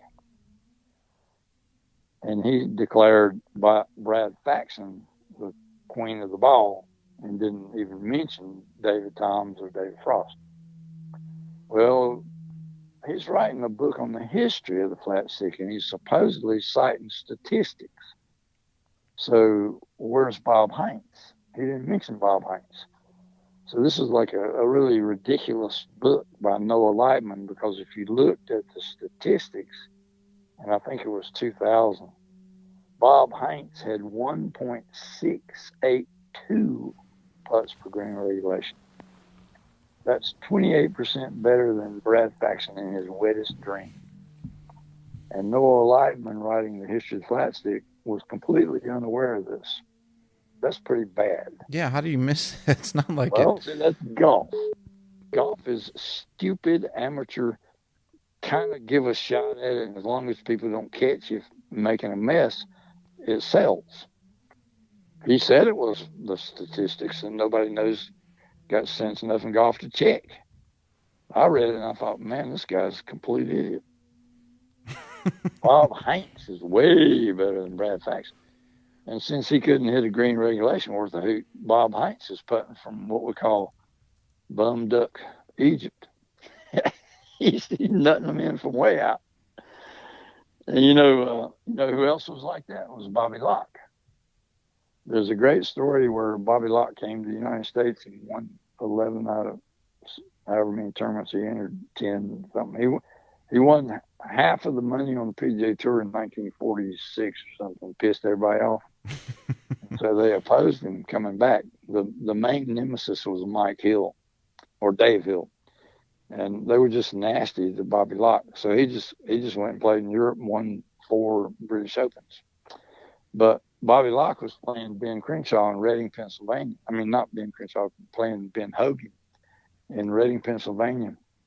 And Hogan said, "I'm the greatest ball striker in the world," and I just stuck it to 8 feet. And that Bobby Locke, Carton Sarnett, he stuck it to 35, so he got to go first. He sank his birdie putt. Pissed me off so much that he missed his 8-footer. And Bobby Locke, that was like the 14th hole or something. So Bobby Locke played the next 5 holes and pipped him, beat him, just pissed him off. So ball strikers are always getting pissed off at people that can putt from downtown. Arnold Palmer used to get pissed off that Billy Casper beat him at the U.S. Open. Mm-hmm. What was the little guy that beat Snead? Paul Runyon beat Snead in the match play. Yeah. So, great ball strikers, they think they own the whole golf course. And, of course, everybody in golf tells them that's true. Ball striking is all that matters. And then somebody that can putt comes out there and upsets their apple cart and pisses them off, and they start crying. Mm-hmm. Well, Gene Sarazen, he used to be one of those crying little ball strikers that got beat every now and then by somebody who could putt. He insisted that they try making the hole 8 inches wide so that he would not get hurt by a ball striker. Well, I mean, by a putter, a superior putter. So they actually tried it, and it didn't make any difference. No, because the other guys are still going to outputt him. Well, yeah, but he thought it was going to be different because he made a hole 8 inches wide. So, people have funny ideas on what's going on with putting, and they always have because they're uneducated. What do you think? Go ahead. I'm sorry. I didn't mean to interrupt. Go ahead. I'm finished. I'll stop. That's good. What do you think of what DeChambeau's doing? Because he's improved, it seems like, every year with his putting. Well, I'd have to look a little more carefully. If you look at Brandt Snedeker, he's not really good inside 5 feet. Look it up. So you got to do a reality check on all these guys. His swing coach was a guy named Mike Shy out in California. Mm-hmm. Mike Shy used to be a student of my stuff, so Lord knows what Bryson has heard from Mike Shy. I don't know. They don't invite me to the dance. I couldn't tell you. Bryson has got this crazy stiff arm setup where he's swinging his arms. Like I told you, if you can read it well and you can hit the ball into the curve with the right pace, you're going to succeed a lot. All right. So where it comes up and shows its utility is you start to make a lot of long putts that everybody else is missing. If you can lag to 2 feet by knowing how to do it, and you do that consistently, you're going to get lucky 5 to 10 times more than people that don't know how to do that. You're going to be within 2 feet, lots and lots, and some of those are going to trickle in. And so DeChambeau is pretty good from distance. Mm-hmm. I don't think he's all that good from in short because he doesn't exactly know how to do the whole package in short. Adam Scott, he took aim point, and he had a pretty good year putting in 2014, which was like 7 years ago. And then the other 6 years, he sucked out the butt on 10-foot putting. Bad. But he was great from 25 feet and out. So, some people have so-called touch because they've been playing golf ever since they're 10. And as long as they can stick to that, they don't even actually have to be taught so much as long as they're better than the competition for 30 and 40-foot putts. So Adam Scott was pretty good from downtown, but he wasn't any good at all within 10 feet. And that's why he went off the rails as the star he could have been. Now, to give the dog his due, I don't know what he's done, but he's better inside 10 feet now than he's ever been in a long time.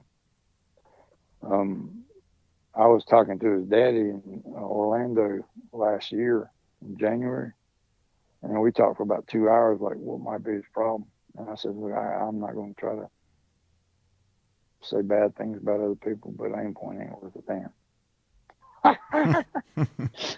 You know, he's probably not able to read inside 10 feet very well with his fingers. If you back off to 20 and 30 feet, you shouldn't be using your fingers at all, because finger aiming only works as long as there's no other slope than one. And when you get to outside 10 feet, there's almost always more than one slope on the way into the hole. So if anybody's teaching aim point on more than one slope, stop it. It ain't how that works. But at any rate, let's just say that he's out there pointing his finger from 30 feet away. He's not going to be that far off, because a long line like that, your finger is out in front of your face. It's not that big of a mistake. And if you're not really organized to put it where you aim anyway, you're going to get in tighter. But if you get inside a 10-footer and make a little half a finger mistake with your finger aiming, that's way outside the hole. That's a big error. So his finger pointing probably is way overrated. It's not accurate, and it's especially not good inside 10 feet, especially if you don't know how thick your finger is or where exactly how many inches to hold it from your eye. You're not making the right angle anyway. And besides, that all angle stuff is based on certain green speed. And the way they teach aim point, they teach you change where you hold your finger away from your eye to sort of guesstimate where it ought to be if it's a faster green. All that's like crazy bad, and it's all the error is accentuated inside 10 feet. And you're not supposed to be using it out for 20 feet, but the errors are minimized out when a long line like 20 or 30 foot putt. So maybe Adam Scott's got something else going on inside 10 feet these days. Maybe he's actually got off his butt and Googled it to try to learn something he hadn't learned in the last 10 years or so. You know, I thought that the long putter helped him, not so much in that it was anchored or anything Well, else. like we said, if you can just start it where you think the curve goes. Well, yeah, and that's where I thought it helped to where he had his face pointed straight down at the ball when he had that longer putter. When he basically put it under his chin and he was looking straight down, so that his ability to line the putter up face up where he thought it was correct. You're talking about, fuzzy vision stuff, which aiming the putter from beside the ball is just basically see where the putter aims. Is it what you wanted it to do? Now putt straight, dummy. And you're kind of mystifying it with hoodoo vision stuff that's not really applicable. No, I'm not saying his vision. I'm saying that the way that he looked, or that he directed his head when he had the long putter, was where his the line from his ear through the corner of his eye was at the ball. No, he wasn't doing that.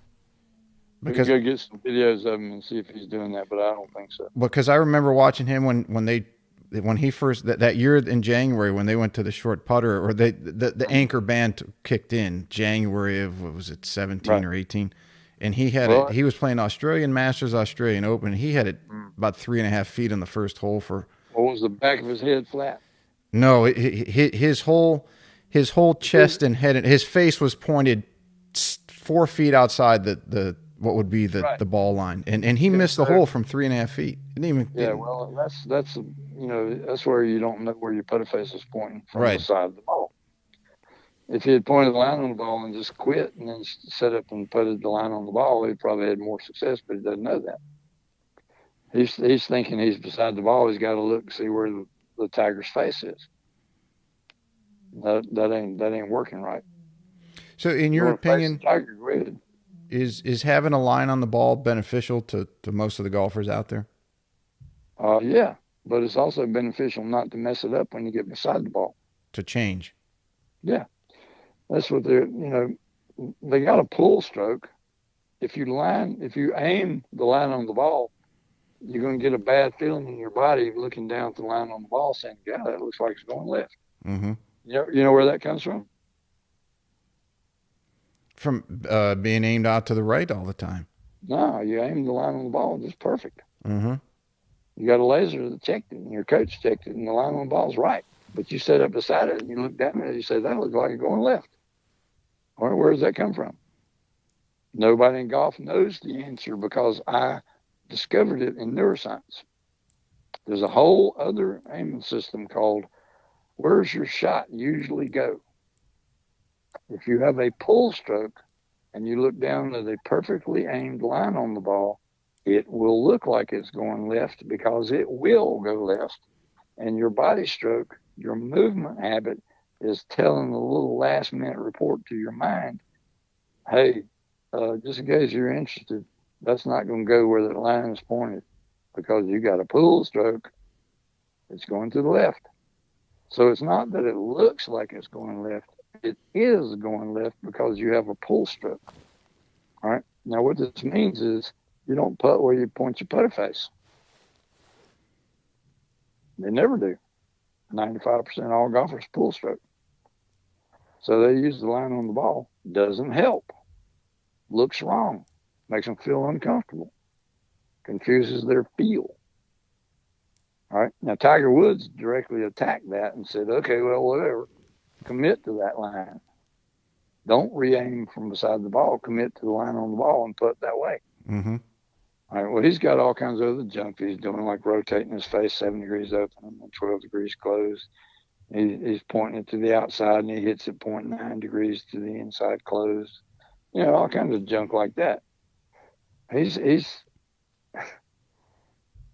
not near as good as he could be, and hadn't been since 2005. So, you know, how many years is that he's not done great putting that he could have done? 15. Yeah, he really struggled there when he, 2018 when he came back. Yeah, he struggled when he lost the Masters to Phil Mickelson. He had 40 putts. Right. That's because his daddy died. Mm-hmm. And his daddy wouldn't let any other swing coach teach him putting. And only daddy teaches Tiger putting. And there's only like 2 or 3 little gimmicks that his daddy ever taught putting. One was putt to the picture, whatever the heck that's supposed to mean. But, you know, Tiger is very uneducated about how putting actually works in the body. These guys have been playing since they're 3, 4, 5 years old. They think they know stuff, but they don't. They don't ever think logically, well, how does reading relate to distance control? You read with pace control in your movie, in your head, when you imagine the curve and predict the curve. That they don't know. They can't say that sentence. All right, so how does curve have a start line that's not optional? They don't know it's not optional. They just think you kind of knock it around the curve a little bit. Never heard of how Stuart Sink aims a putter? Something about he aims to the highest point of the break. He aims to the apex. Apex, okay. That's it. All right. Now, hey, dumb boy, you're an engineering grad from Georgia Tech. Tell me, what's the definition of apex? And you just had one. What's your definition of apex? Me? Yeah, you just said it. It was right. The widest point of separation. Yes, but the highest point from a straight line to the hole to where the right. Right. Exactly. That's because you've been in the putting zone. Mm-hmm. Stuart Sink can't say that sentence. He doesn't know it. All right, so he thinks that the apex is something, you know, and he says he putts to the apex. All right, now what does he mean by the word to? Does he mean he points his putter at the apex? No, and he doesn't know that. But he explains things in his way. It's all wrong. He says he putts to the apex and then lets the hill take it the rest of the way downhill to the hole. Okay, that's like 3 things that are wrong all at once. Seriously, I'm just telling you how bad this logic is. Lots of putts don't have any downhill the rest of the way to the hole from the apex.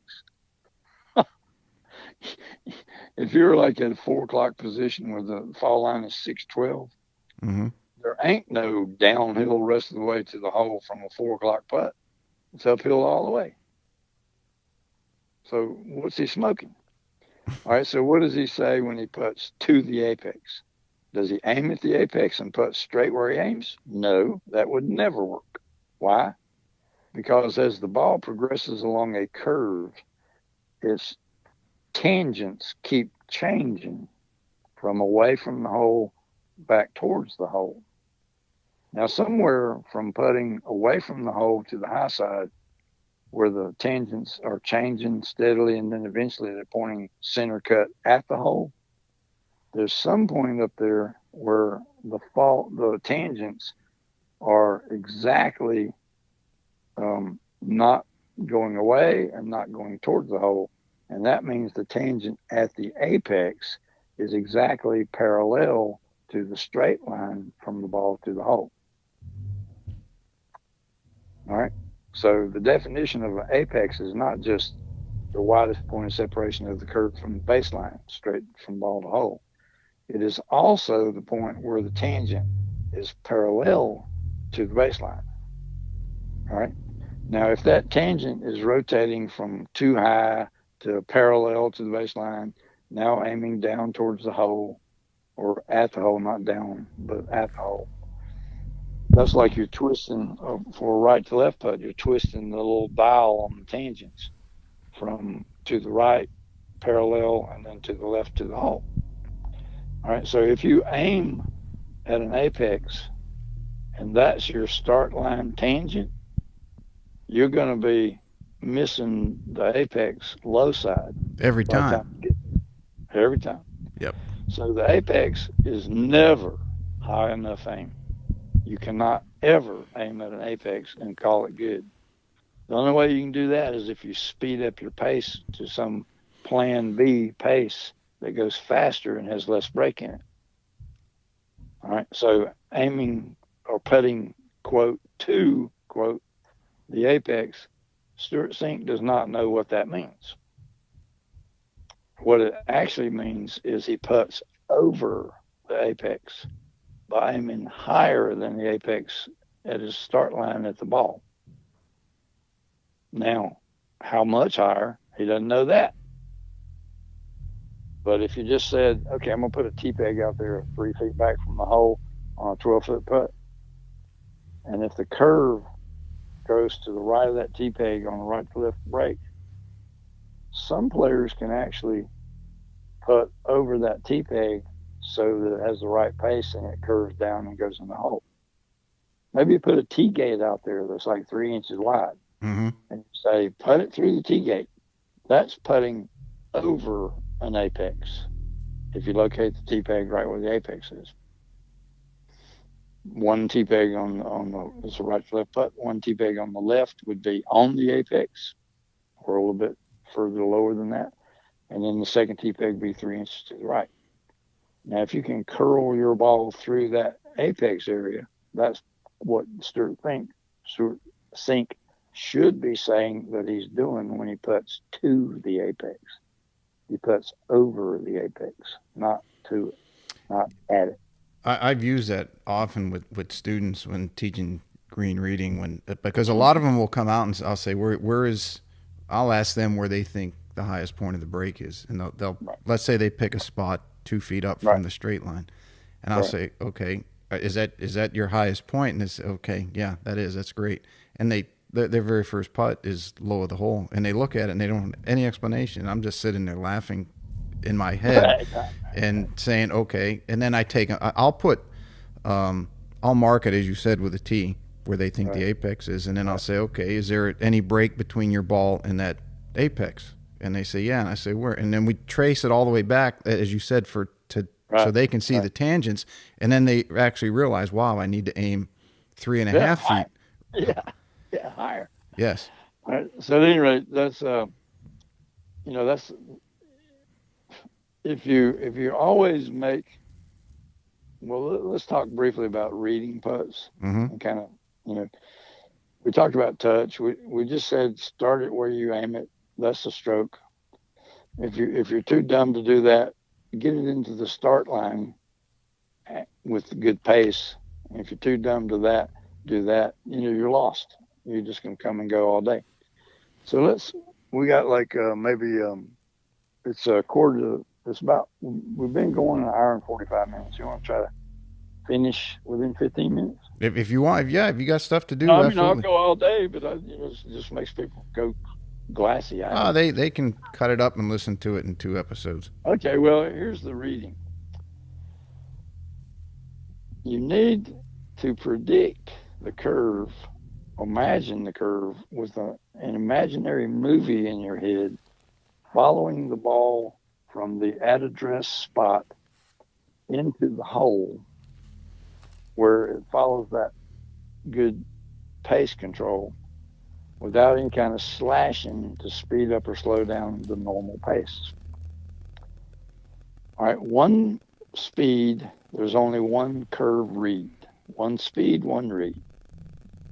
Once you have a curve, that is actually your brain's predicting the real physics of how a golf ball would roll over that distance, that contour, and that up and down elevation change, and that green speed.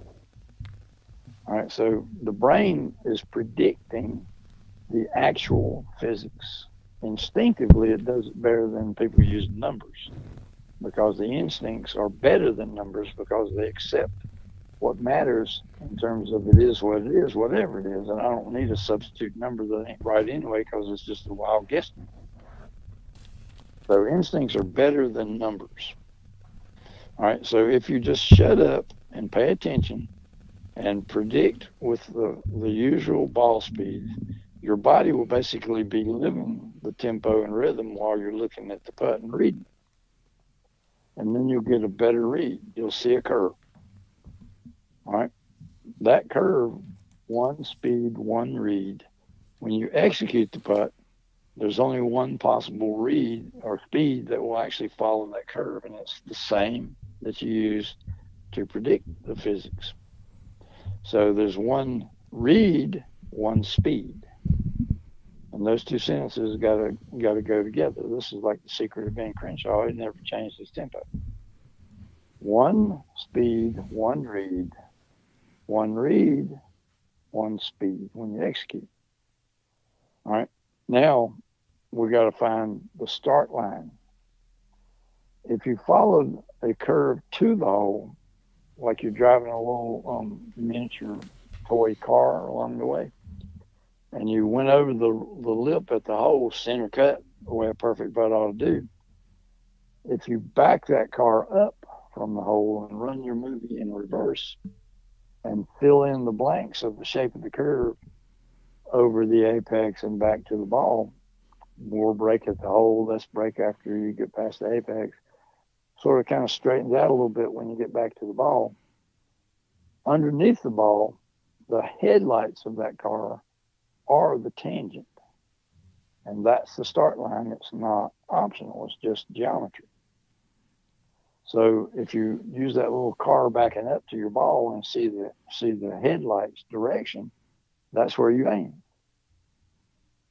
So you want the skill to be good at seeing the ball go to the hole over a curve, find the curve, and then you want the other skill of backing the ball up like a car back to the ball to see the start line.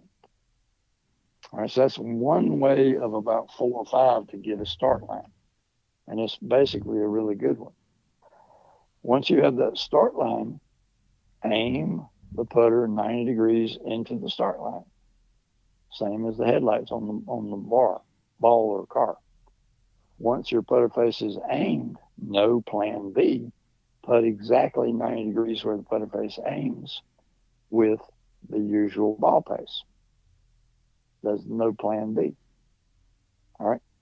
So golfers who don't know that, they do what I call now what putting, where they kind of see the curve. Okay, been playing since they're 4. Ought to be able to. So they see a curve, but they don't know about start lines. They don't know about aiming putter faces. They don't know about the full stroke. They don't know about the pace. So they kind of aim something. If they aim the line on the ball and step up beside it, they go, now what? That doesn't look right. And so now what golfers, they're 90%. They're just so legion throughout golf because nobody knows squat about it. So when they set up, they go, now what? And they start thinking, okay, I'm not sure where my putter face aims, but I'm going to do something. I'm going to hit it into the curve. Now I just got to figure out how hard to hit it.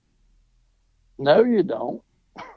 Make the normal tempo rhythm and do monkey cow, and it's always going to be right.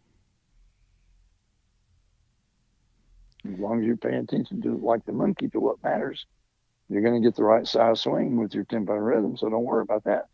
Worry about going dead 90 degrees off the putter face. Yeah, it's odd that they would be able to, after so many years, decade and a Well, half, they're 2 missing a whole decades. lot they shouldn't be missing.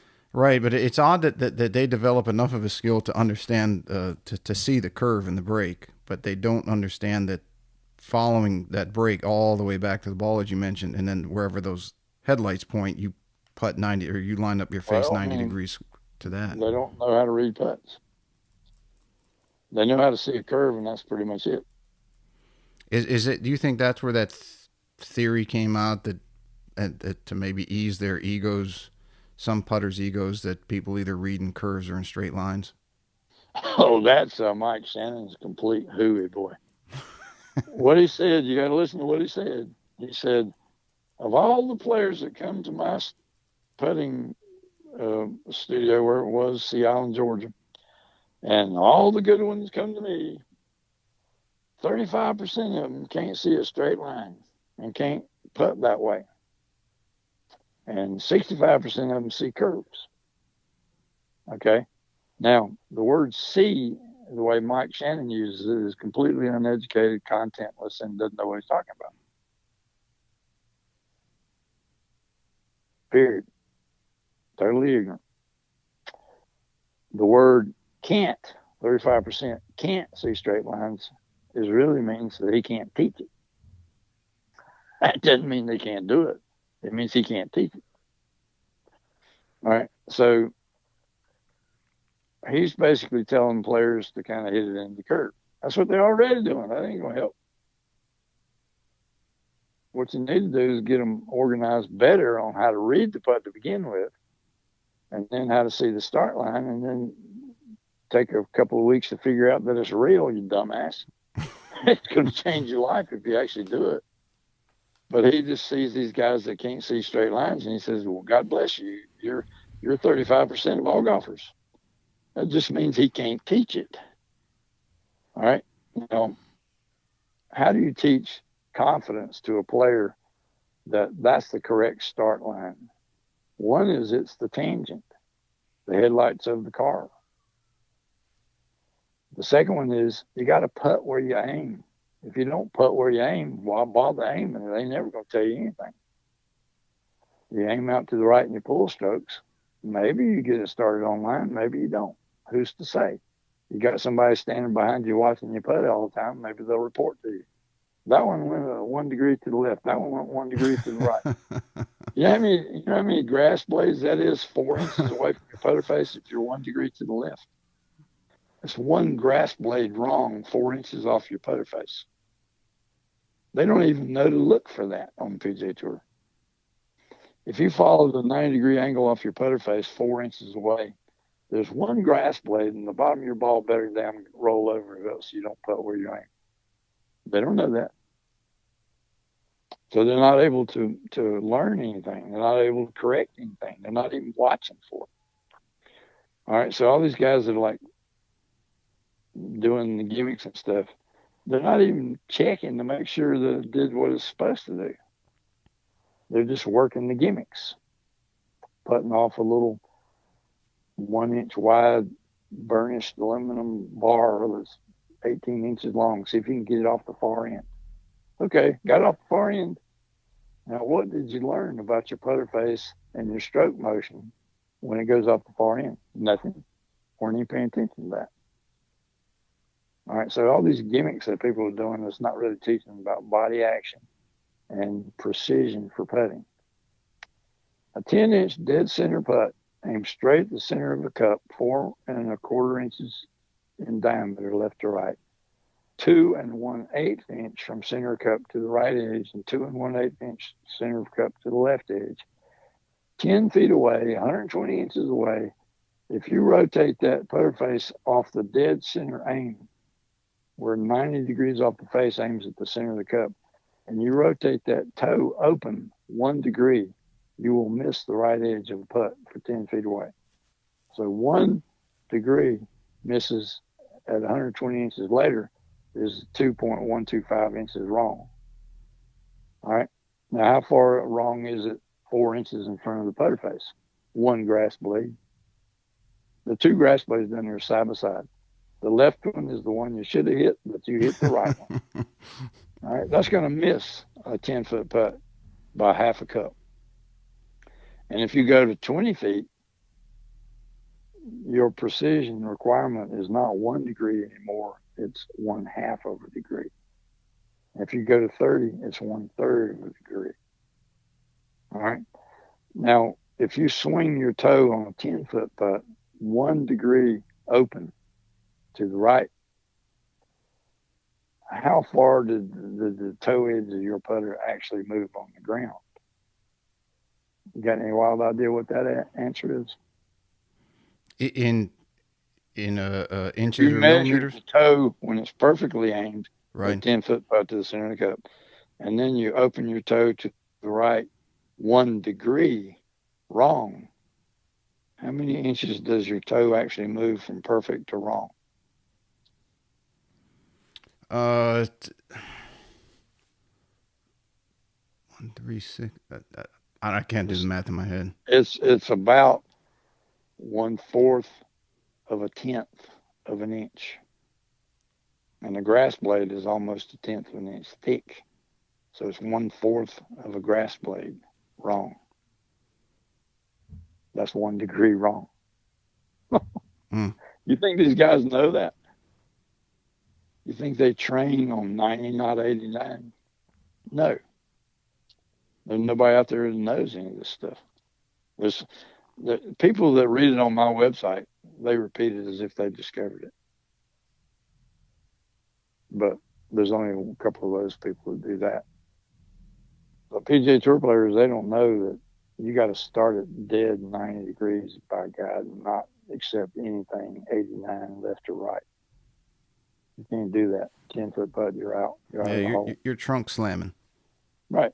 Now you got rub of the green, footprints and ball marks and irregularly shaped grass blades and all that.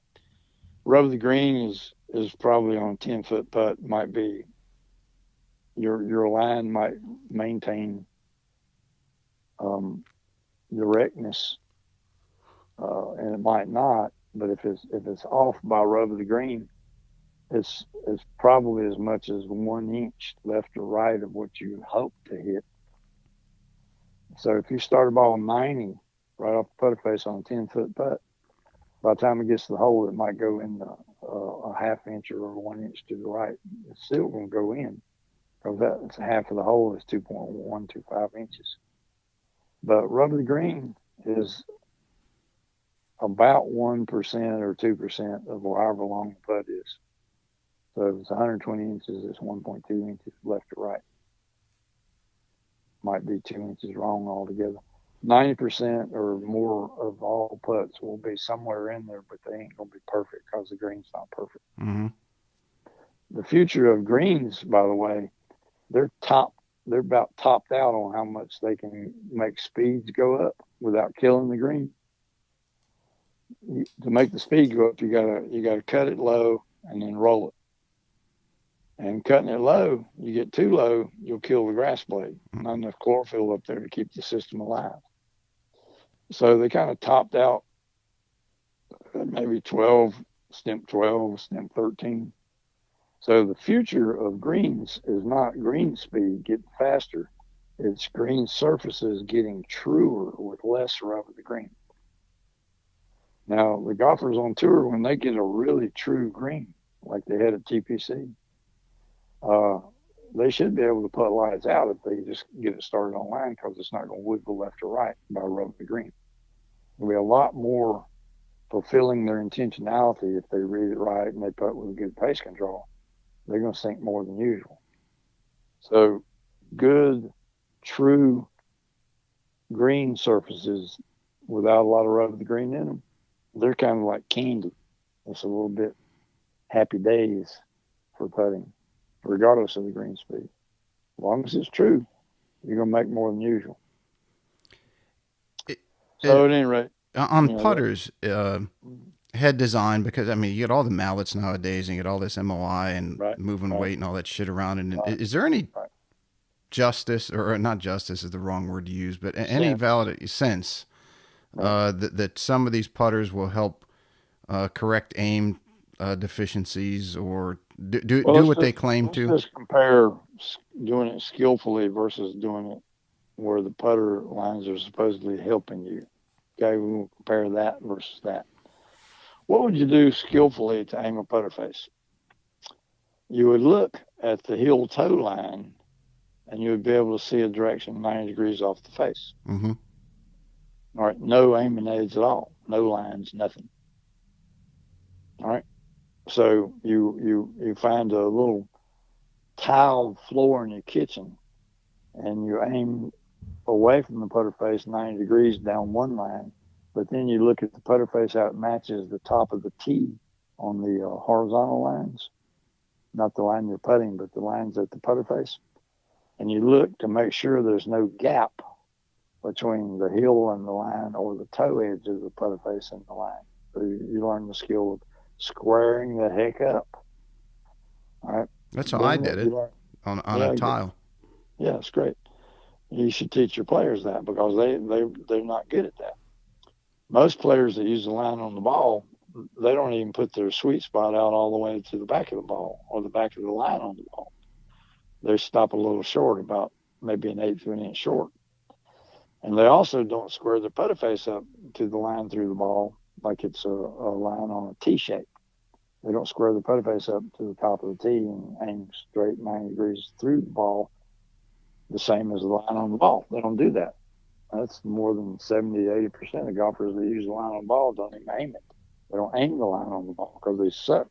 They don't have skill, and they're not watching for what they need to be watching for because they're not being educated. All right, there's two things you got to do right. Get the sweet spot all the way out there. What's the problem? Why are you doing it wrong? What they're doing is they're looking down at the ball as if the ball is a fat round sphere, and they're looking towards the center of the sphere, but they're looking on a little slant angle at the ball, and their laser beam of vision hits the top quadrant of the round sphere of the ball, not vertically down through the ball, but on a slant.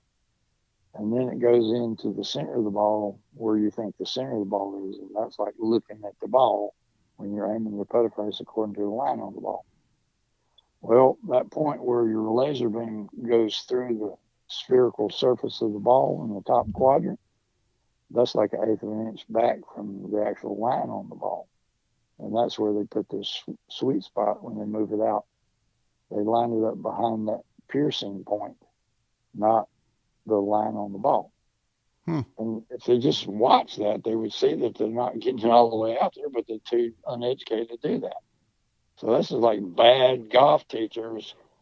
By every one of them suck. All right, the second skill is they don't square their putter face up through the line on the ball. They aim right and pull. So the toe is open to the back line on the ball. It's open to the outside. That's probably 70% of people using the line on the ball don't even aim the line. What the hell? That doesn't make any sense. So, it's terrible what they're doing. But back to reading. Let's say we found one way to get a start line, which is we back up the car and we see the headlights. Here's another way. Make a baseline from ball to hole, straight, center of hole, and then turn the line up the fall line. This would be a 6, 12, 1 o'clock. If your ball is at 4 o'clock, the baseline will look like the hour hand on a 4 o'clock, and the fall line look like the minute hand pointing at 12. All right, that two lines makes a corner at the hole, and the baseline divides the universe into the high side and the low side. The high side is in the corner, the same side that the 12 is on, and the low side of the baseline is to the left where the 6 is. All right, so this little corner isolates the only part of the green that's relevant when you actually sink a putt. The only part of the green that's required for you to stay on high side from ball all the way to hole. You can't go across the baseline to the left to the low side and have any hope that the ball is going to come back. It won't. So you got to stay on the high side of the baseline all the way to the hole. All right. We're looking for a combination of line and ball speed that will do that. Now the ball speed is already set in stone because you've got one ball speed that you always use. So the question is, what is the start line that coincides with that ball pace so your ball never goes low side and makes it all the way to the hole? And what you do is you start out aiming dead straight to the center of the cup, and you say that would never work because as soon as I hit it, it's going to go low side. And as soon as I hit it with perfect pace, it's still going to go low side, so that's not going to work. And then you start turning your putter face to the high side, rotating your putter face a little bit at a time, and you get an immediate feeling when it's not enough. Aim to the high side. The only way to get the ball all the way to the hole is to speed up your pace. And you have a rule against doing that. You never do anything other than the perfect pace. So that's telling you exactly what you need to know, that aim to the high side is not enough. Good. Now what do you do about that? You aim a little higher and check that body feeling again. If you still feel like you need to speed up, you haven't aimed high enough, so keep on going. So you keep turning your putter face a little higher, and you check that feeling of need to speed up. And when you finally get that putter face turned to the high side correct, and you have no need to speed up, and it'll make it all the way to the hole, that's the perfect start line for your curve, and that's the curve that it will be matched when you pull the trigger dead straight where you aim with the correct ball speed. All right, so that's an instinctive way to get your putter face turned exactly to the right start line. Now, if you had headlights on your putter face and you shine them across to the fall line, those headlights are going to hit the fall line at a spot, a target spot. If you had the car where you backed up the car along the curve back to the ball and then turned those headlights on, they're going to match the headlights that you just turned on by turning your putter face to the high side. So that's two instinctive movies, or one is a body feel and one is actually a movie, to find out the same start line in two different ways. Okay? Mm-hmm. All right, so what we have in this case is when you back the car up, there isn't a target spot until you turn the headlights on. Then there's a target spot over on the fall line, put a T-peg there. And then if you aim down the baseline and start turning your putter face to the high side until there's no need to speed up, and then turn your putter face on, headlights on, they're going to match the first T-peg over there on the fall line. So we have two ways to get a start line, and you don't even need the T-peg over at the fall line. But if you have it, that's great too. So there's like two different things. There's actually three to when you talk about a start line. One is the instinctive movies show you the headlights. They'll show you the same headlights both times. The second thing is there's a target over on the fall line, and that's points on a line. One is the ball, one is the target over at the fall line. The same target shows you the same start line, so that's the second thing. The target shows you the start line. The third thing is what's the angle that you turned your putter face off the baseline to the high side when you got the right start line. So there's a feeling for the start line. There's a tangent for the start line. There's a target over at the fall line for the start line. And there's an angle off the baseline to the high side for the start line. So that's actually 4. Right? Now, all we've talked about so far is instinctive reading. But let's look and compare the math bull hockey. Because the bull hockey of the math is not right. It's about right. But it's never as good as instinctive reading. All right. So what do you do when you take my little formula? Same flatness from ball to hole, one slope, not 2 or 3. Otherwise, don't use the math at all. Second, where's the fall line direction? Third, what's the slope steepness? Fourth, what's the straight distance from the center of the cup back along the baseline to the ball? All right, so let's give some examples. One flat slope, an 8-foot putt, 8 foot from the ball to the center of the cup. 2% slope and green speed normal. What's the formula? Break inches, we'll call B, equals slope, or S, divided by 2 times distance in feet. So B equals S divided by 2 times D. Not too complicated. All right, so what's the slope? 2%. What's the distance? 8. So what's the break? 2 divided by 2 is 1. 1 times 8 is 8 inches. All right, let's do that again with 1% slope. All right, what's the break for 1% slope? 8 feet away. 1 divided by 2 times 8 is 4 inches break. All right, let's do for 3% slope. 3 divided by 2 is 1.5 times 8 is 12 inches of break. All right, let's do a 4% slope. 4 divided by 2 is 2 inches per slope. 2 inches of break per percent of slope. 4 divided by 2 is 2 inches. Times 8 is 16 inches. So you run from the center of the cup up the fall line, and a 1% slope, you put it down 4 inches from the center of the cup, which is like a little bit less than 2 inches out the top of it. 2% slope, you put it 8 inches up the fall line from the center of the cup. 3%, you put it 12 inches up from the center of the cup. And 4%, you put it 16 inches up from the center of the cup. So you're going up the fall line. Fall line, exactly. And that's the target at the fall line, aim and putt. Yeah, I want to make sure people don't go 16 inches to the right of the hole. It's 16 inches up the fall line. That's what you do when you figure out the angle. But we're just calculating the break. Mm-hmm. Now, this doesn't have to be a 4 o'clock ball position. This works for any ball position all around the hole. First, put a tee peg down on the fall line, and then any position 8 feet out around the clock, they all put the same tee peg. 7 o'clock putt aims at the same tee peg.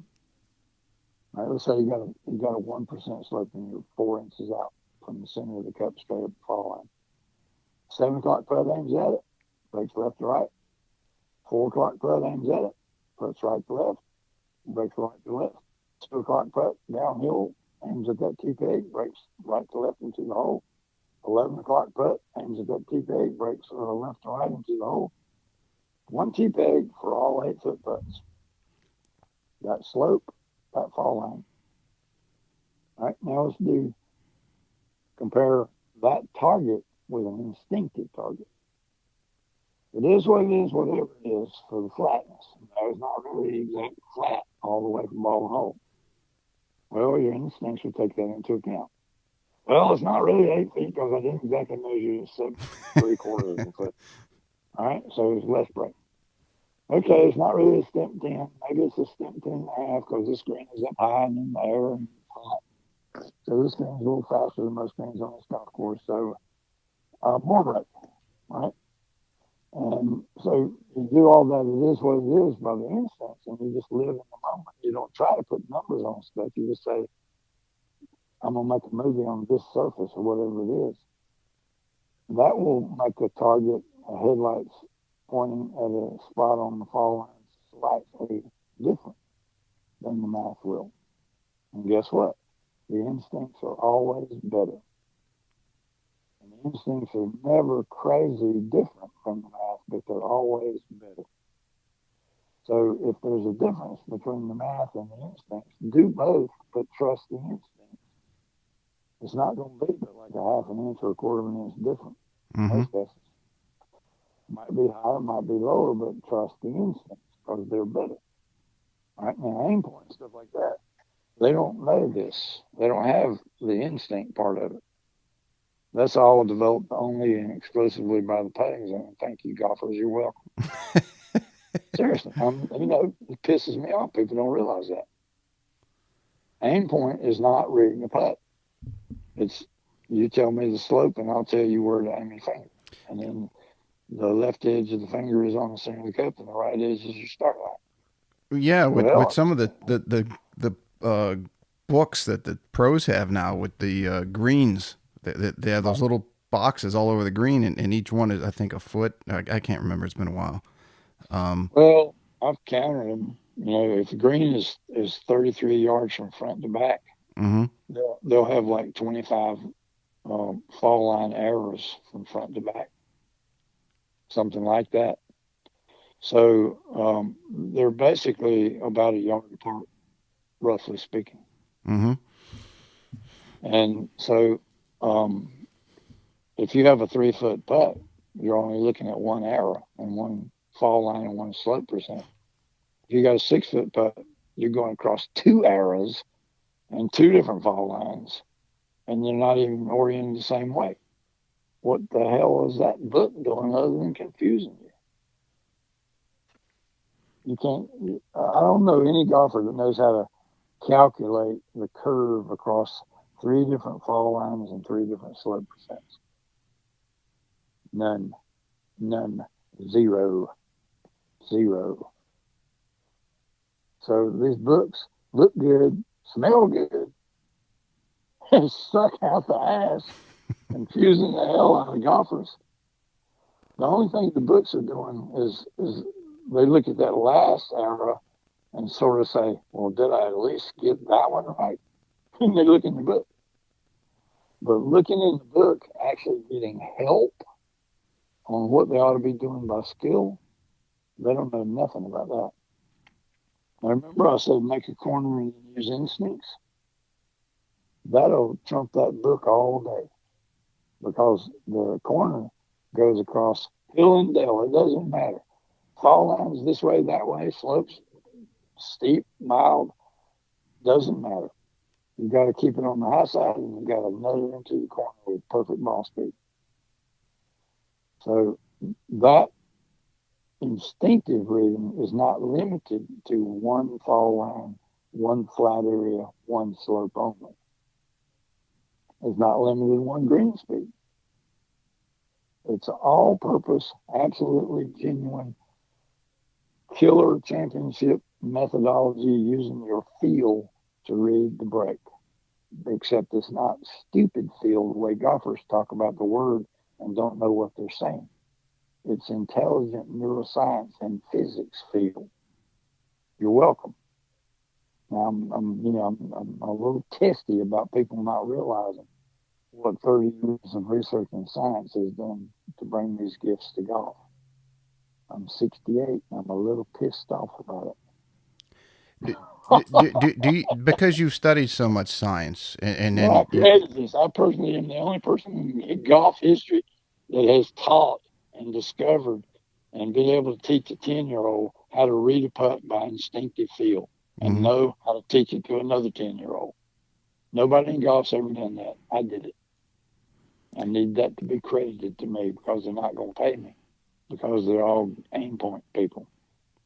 Yeah, I'm a little bit pissed off about it.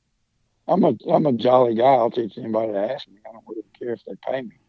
But I don't want to go 6 feet under without getting credit for this because I spent 30 years on it. Science. I don't know anybody's cracked 30 years worth of neuroscience books or anatomy, greens agronomy. All of that. I did. I did all of that. And I want the credit because it's valuable. Way better than what PGA Tour players are doing. So I use both math and instincts, but I know the difference. All right. Now, aim point math is basically the angle only, and then the finger shows you a start line. It doesn't really show you how far out to the right. It just shows you a finger. And if you say left edge of the finger is on the center of the hole and right edge of the finger is exactly so many inches or balls out right or whatever you want to call it, it's really making an angle. And aim point people are too ignorant of physics to know how to make the correct angle. All right. Not only do they not know the correct angle that ought to go with a 1% slope or 2%, 3%, they don't know how to use the fingers correctly because there's two things they always get completely confused about where you put your finger. Number one, you got to make an angle with your finger. Where you hold it out there and the left edge is the center of the cup and the right edge is the angle. You got to know how thick your finger is from left to right. I've never heard that aim point even knows that kids' fingers are different from adults' fingers. Right. We talked about that when you were here. Right. Well, now we're on a podcast trying to educate listeners. The second thing is how far out do you hold your width of your finger to make the left edge, right edge on the hole make the correct angle underneath the ball between the baseline and the start line. Okay. So first we got to back up and say, what's the correct angle for 1% slope? And you don't calculate it. You ask the good Lord above, tell me the answer. And here's an empirical test to ask the question properly. You get 10 feet away and you aim straight at the hole on a side hill putt for 3 o'clock. And you putt with great pace all the way to the fall line up and down through the hole from 6 to 12 through the hole. And the ball will break off the baseline to the low side and will arrive slow at the fall line below the hole. Will cross the fall line at a certain spot X, and then it'll roll about 2 more times and stop. And if you go back and measure from the center of the cup down the fall line to the X, that will be a certain number for a 1% green and a stemp 10 green. And that number is the Lord's answer, not a calculation, not a theory. And that answer is from 10 feet away, 1% slope, stemp 10 green, putted straight at the center of the cup, breaks low. It crosses the fall line 5 inches below the hole. Try it yourself. See if that ain't right. All right, so a 1% slope breaks 5 inches over 10 inches, or excuse me, 5 inches over 10 feet. And 10 feet is 120 inches. So it's breaking 5 over 120 inches. Now, if you simplified that fraction by dividing the top and the bottom by 5, you get 1 over 24. Right? Mm-hmm. If you stood 24 inches away on a 3 o'clock side hill putt and you put it straight at the center of the cup, it's going to break 1 inch to the low side before it crosses the fall line. Right. You stand 10 feet away, 120 inches, and put it straight, it's going to break 10 inches. All right. So, 5 inches. All right. So 1 inch is from the center of the cup sideways down the fall line. And 24 inches is the baseline from ball to center of the cup. So that's 2 pieces of a triangle, and the only missing piece is the hypotenuse from the ball to 1 inch below the cup, center of the cup. Now let's flip that target 1 inch up the fall line towards the 12. And now our triangle is 24 inches to the center of the cup and 1 inch up the fall line, and then the hypotenuse from the ball to the 1 inch above the cup. That's a right triangle. The hypotenuse is the start line. The 1 inch up the fall line is the target. But we want to know what's the angle at the ball from the baseline to the hypotenuse. And if you do a little trigonometry on your calculator, the answer is 2.38 degrees. All right. That's for 1% slope. An angle doesn't really matter how far you are the way a target does. A target, you have to know the distance. But an angle, you don't have to know the distance. You just have to know it's the same one slope all the way flat, even though it's tilted from the ball to the hole. And then 2.38 degrees is the angle you make on any 1% slope, however far off it stays flat. 12 feet away, same flatness, aim 2.38 degrees to the high side. But that's it. All right, now, how do you make a finger make a 2.38 degree angle? First, you measure the finger, and then you figure out how far to put it away from your eyeball, because the finger is the 1-inch part of the triangle. And the 24-inch part assumes that your finger is 1 inch wide, but it's not. Most people's fingers are 3/4 of an inch wide. So instead of putting your finger 2 feet away from you, the way a lot of people like Adam Scott and little children do, you need to put your finger 18 inches from your eye. So the 24 part becomes 18 inches, and the 1-inch part becomes 3/4 of an inch. All right. So 3/4 of 24 is 18. So that's how you get that. All right. So if you actually knew 2.38 is God's answer to a 1% slope, you would put your finger 3/4 of an inch wide, 18 inches from your eyeball. Otherwise, you're going to mess it up. If you put it too far, you're going to get too small of an angle. 3/4 of an inch wide finger held 24 inches is not going to give you 2.3. It's going to give you about 2.1 or something. Quarter of a degree wrong. If you actually had an inch wide finger and you held it 18 inches from your face, that's going to be too fat of a read. It's going to be like 2.5 or something. All right, so you're getting 20% wrong by not knowing the width of your finger and where to put it. Aimpoint doesn't know that. All right, now let's make a really alternative way to get start line number 4 by math. Target, angle. Let's do the angle part. When you read the slope percent from a side hill putt, you're basically standing astride the side hill putt and wondering how many percent different elevation your left foot and your right foot are. The right foot is higher, the left foot is a little lower. Well, if it's 1% difference, what is that going to be? What's 1% difference over the width of your stance is like 15 inches. So those 2 feet are 15 inches apart. How high or how low is the left foot compared to the right foot? The answer is it's something like 1/10 of an inch or less. It's ridiculous to think that you're good at reading that with your ankles. Mm-hmm. But let's just go ahead. All right. So left foot, right foot astride a side hill putt baseline. That is basically telling how high is the fall line leaving out of the cup headed to the 6, and how much lower is it when you go 100 units down the fall line, like 100 centimeters or 100 inches. A 1% slope, if I went straight down the fall line 100 inches, that's 8 1/3 feet, 8 feet and 4 inches.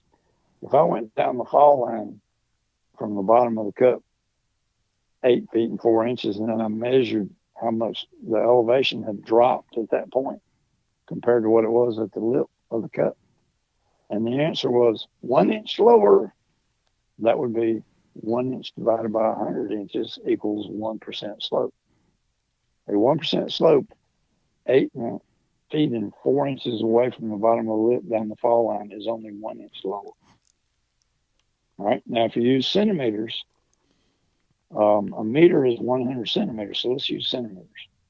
A meter is 40 inches, and 100 of those is a centimeter. How many centimeters in a meter? So every centimeter is 40 divided by 100. is 0.4 inches per centimeter. That's the same as a fingernail from tip to cuticle. And there are 2.5 of those in an inch. So if you go down the fall line 100 centimeters, you go 40 inches down the fall line, not 100 inches. So it's a whole lot more convenient. Go 40 inches down the fall line and then estimate how many fingernails that spot is lower than the bottom of the bottom rim of the cup. The answer is, if it's one fingernail lower, that's a 1% slope. Okay. Now, all of that is going down the fall line. But the angle business, the aim point business, and the 2.38 degree business is standing astride of a 5 o'clock baseline or a 4 o'clock baseline or a 3 or a 2 or whatever baseline, not standing astride the 3 o'clock baseline. Targets, they only use the 3 o'clock baseline. But angles use whatever baseline your ball is located on.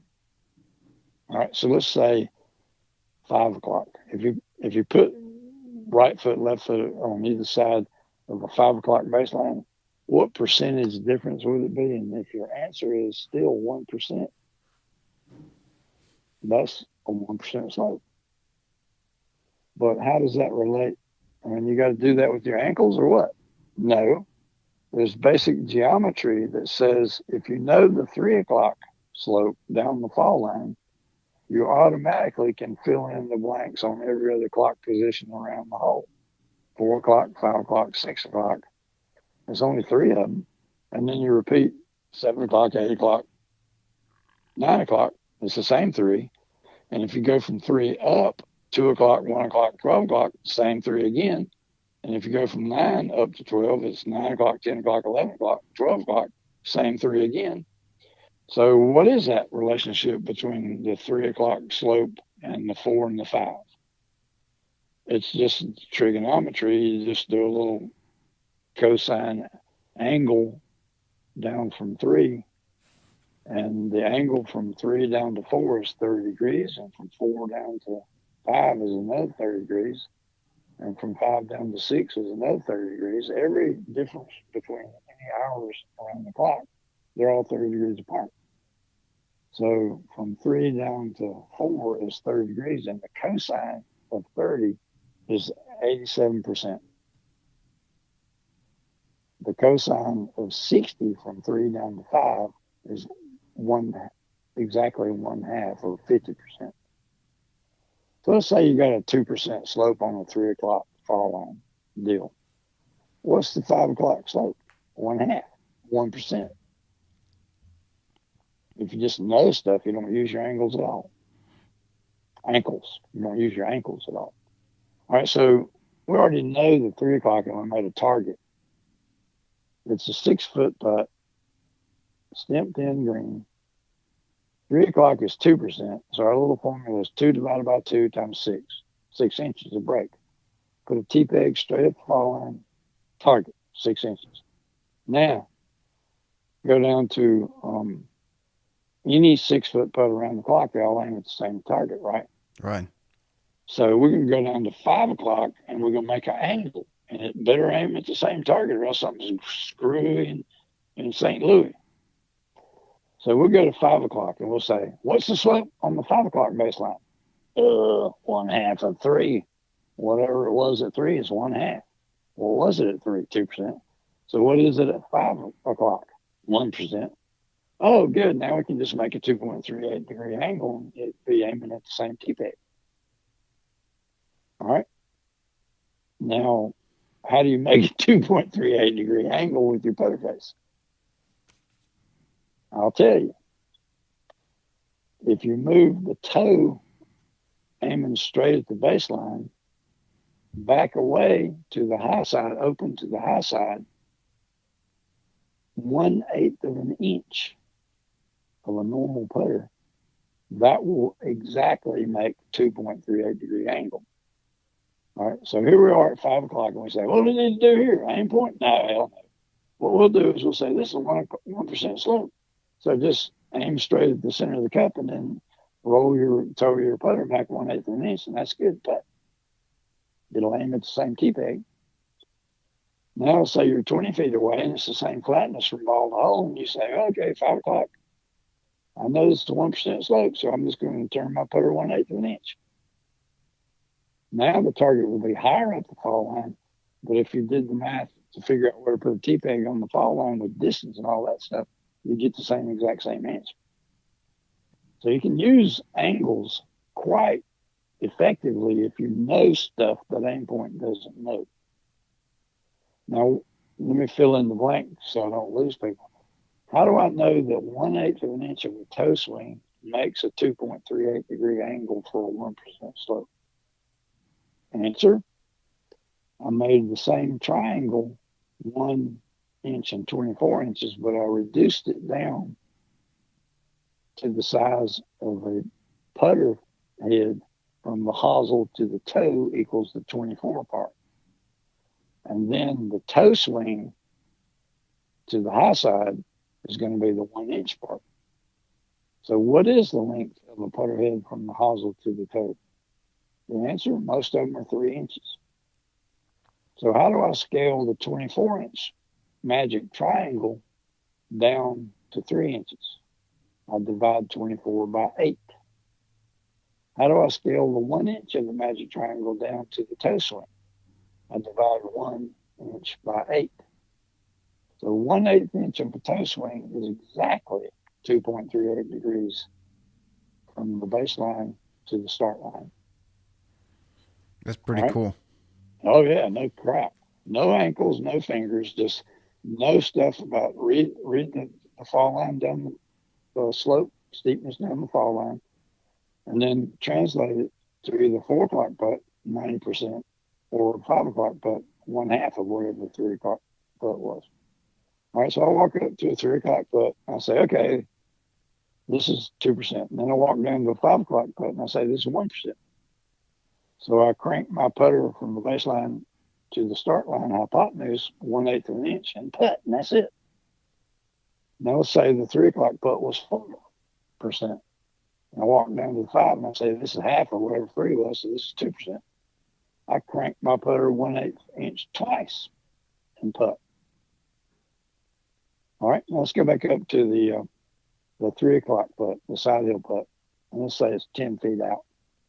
And I say, okay, the slope steepness of the 3 o'clock putt is 3%. What do? You turn your putter face from straight at the center of the cup to 1/8 of an inch to the right 3 times, and that's it. Putt. You can do that anywhere you know that the baseline slope percentage, if you know what it is. Now let's say the 3 o'clock putt 10 feet away is not perfectly 3%. It's 2 3/4%.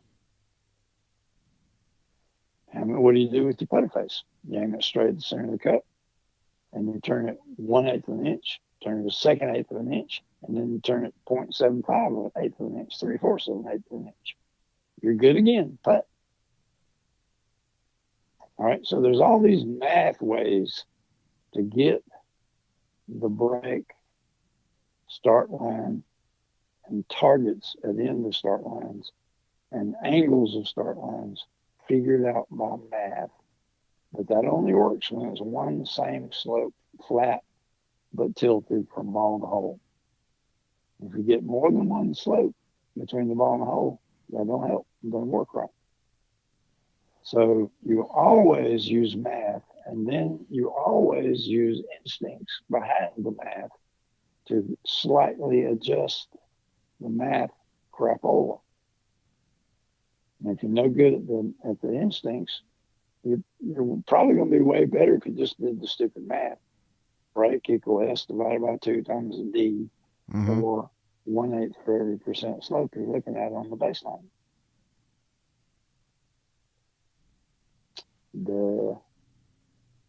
Once you get through explaining it all, it's ridiculous. I'm sure a lot of people are going to have to rewind that and listen to it a couple times Well, I'll tell you once again, figure out the slope on the 3 o'clock side hill putt. How far down the baseline, 100 centimeters away, did it drop? And if the answer is one fingernail, it's 1%. If it's two fingernails, it's 2%, etc. The way you do that for trial is you get an aiming stick, and the aiming sticks are 48 inches, so you make a little a little Sharpie marker 8 inches short of one end. You put one end at the bottom of the cup, and then you put your little Sharpie mark 100 centimeters down the fall line, and then you lift that aiming stick up, and so it's level, like you're going to put champagne glasses all up and down the stick.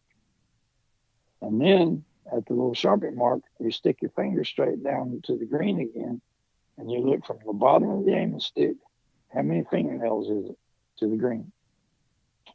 And it's a 1% slope, there's only one fingernail, and 2% slopes, there's two.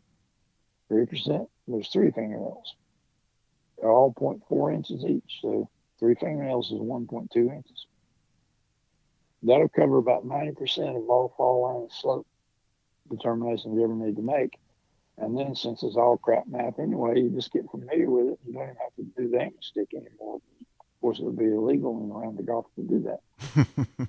So you just get familiar with what a 2% looks like, and you walk up bold as brass with your pants, your shirt tucked in your big old boy pants, and you look down the fall line and you say, looks like a 2 to me. So what's a 5? 1. What's a 4? 90% of 2, 1.8. What do you do at a 4 o'clock when it's 1.8%? 1/8 of an inch and 0.8% of another 8. But you get real good with these angles, you don't need to do any math. Break equals S divided by 2 times B. But there's nothing inconsistent between both of these methods. They both aim at the same target. They both make the same angle. And you can get the start line either way, but you always have to follow it up by instincts every time. That's the kind of stuff that Adam Scott doesn't know. Costing him millions of dollars every year and 8, 9, 10 years of his life, not knowing what it takes an hour to explain. You know, I thought that one of our discussions you had mentioned you had written the book many years ago. 2008. Right, but what's that now? Right. Correct. Four Skills of Putting, I believe, was the title of it. It's called Optimal Putting. Optimal Putting, that was right. Brain science, instincts, and the 4 skills of putting. Are you? It's how feel actually works for aiming, reading, stroke, and touch. Are you updating that, or are you working on a new book that might be coming out? Well, I've got a 250-page collection of articles that go one skill at a time, and the drills for skills one at a time. And then elaboration on reading putts by math, elaborations on reading putts by instincts, elaborations on aiming putter faces from behind the ball, from beside the ball, and by your body motion.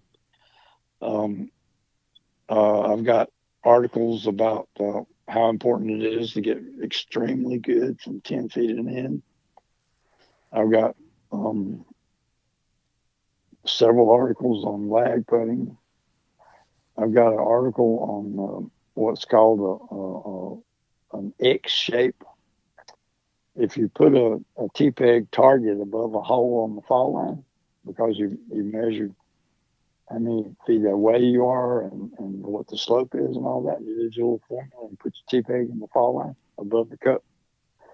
If you took aiming sticks and you crisscrossed them in the X shape and you put the cross point of the X right down on top of the T-peg on the fall line, and you made the fall line run symmetrically up through the middle of the X, everything within the X above or below the hole is not aimed outside the hole. Good to know. And everything in between towards the side hill directions outside of the X, those are all aimed outside the hole. Good to know. All right. So it depends on how long the distance you're planning your little X to be.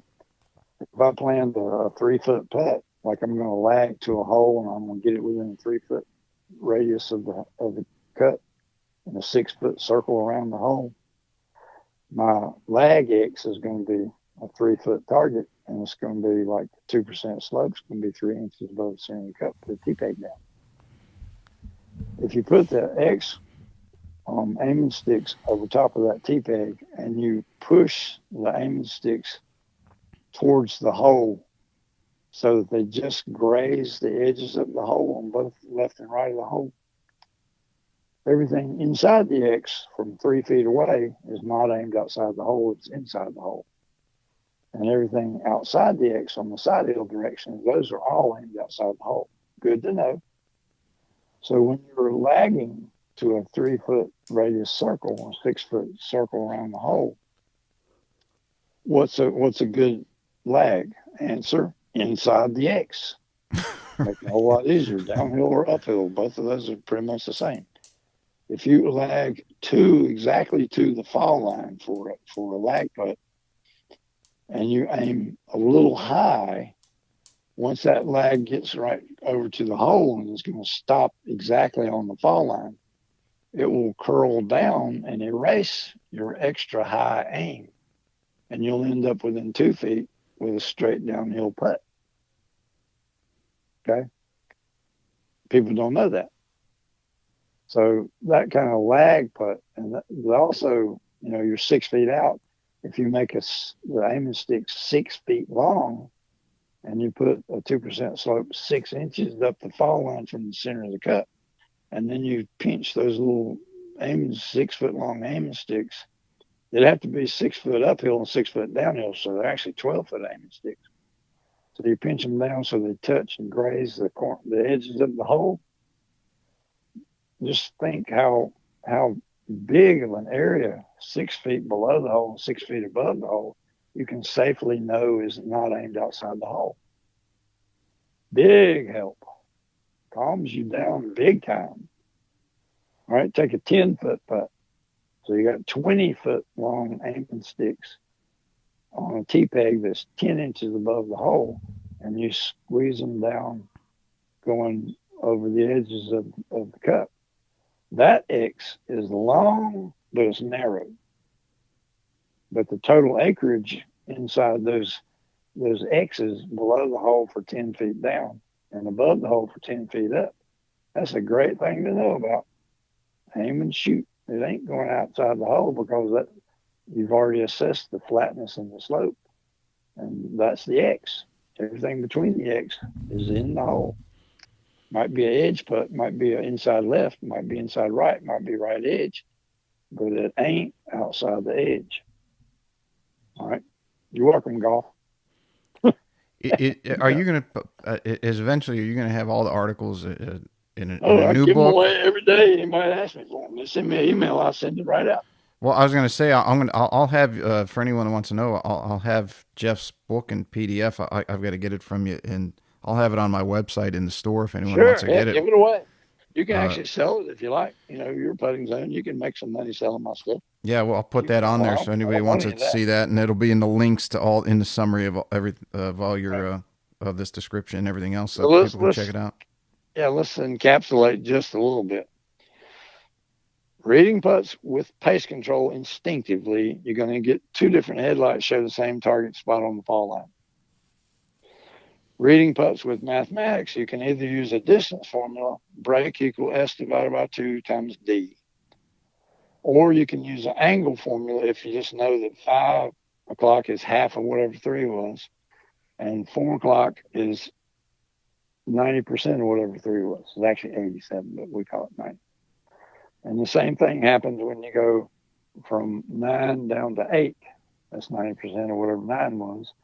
And 9 down to 7 is the same thing as half of whatever 9 was, because 7 is symmetrically the same as a 5. And when you go up from the side hill putts, it works the same for 10, 11, and for 2 and 1. So you only need those 2 numbers if you want to go in half-hour increments. It actually goes from 3 to 3:30 is 90, something like 95%, 97%.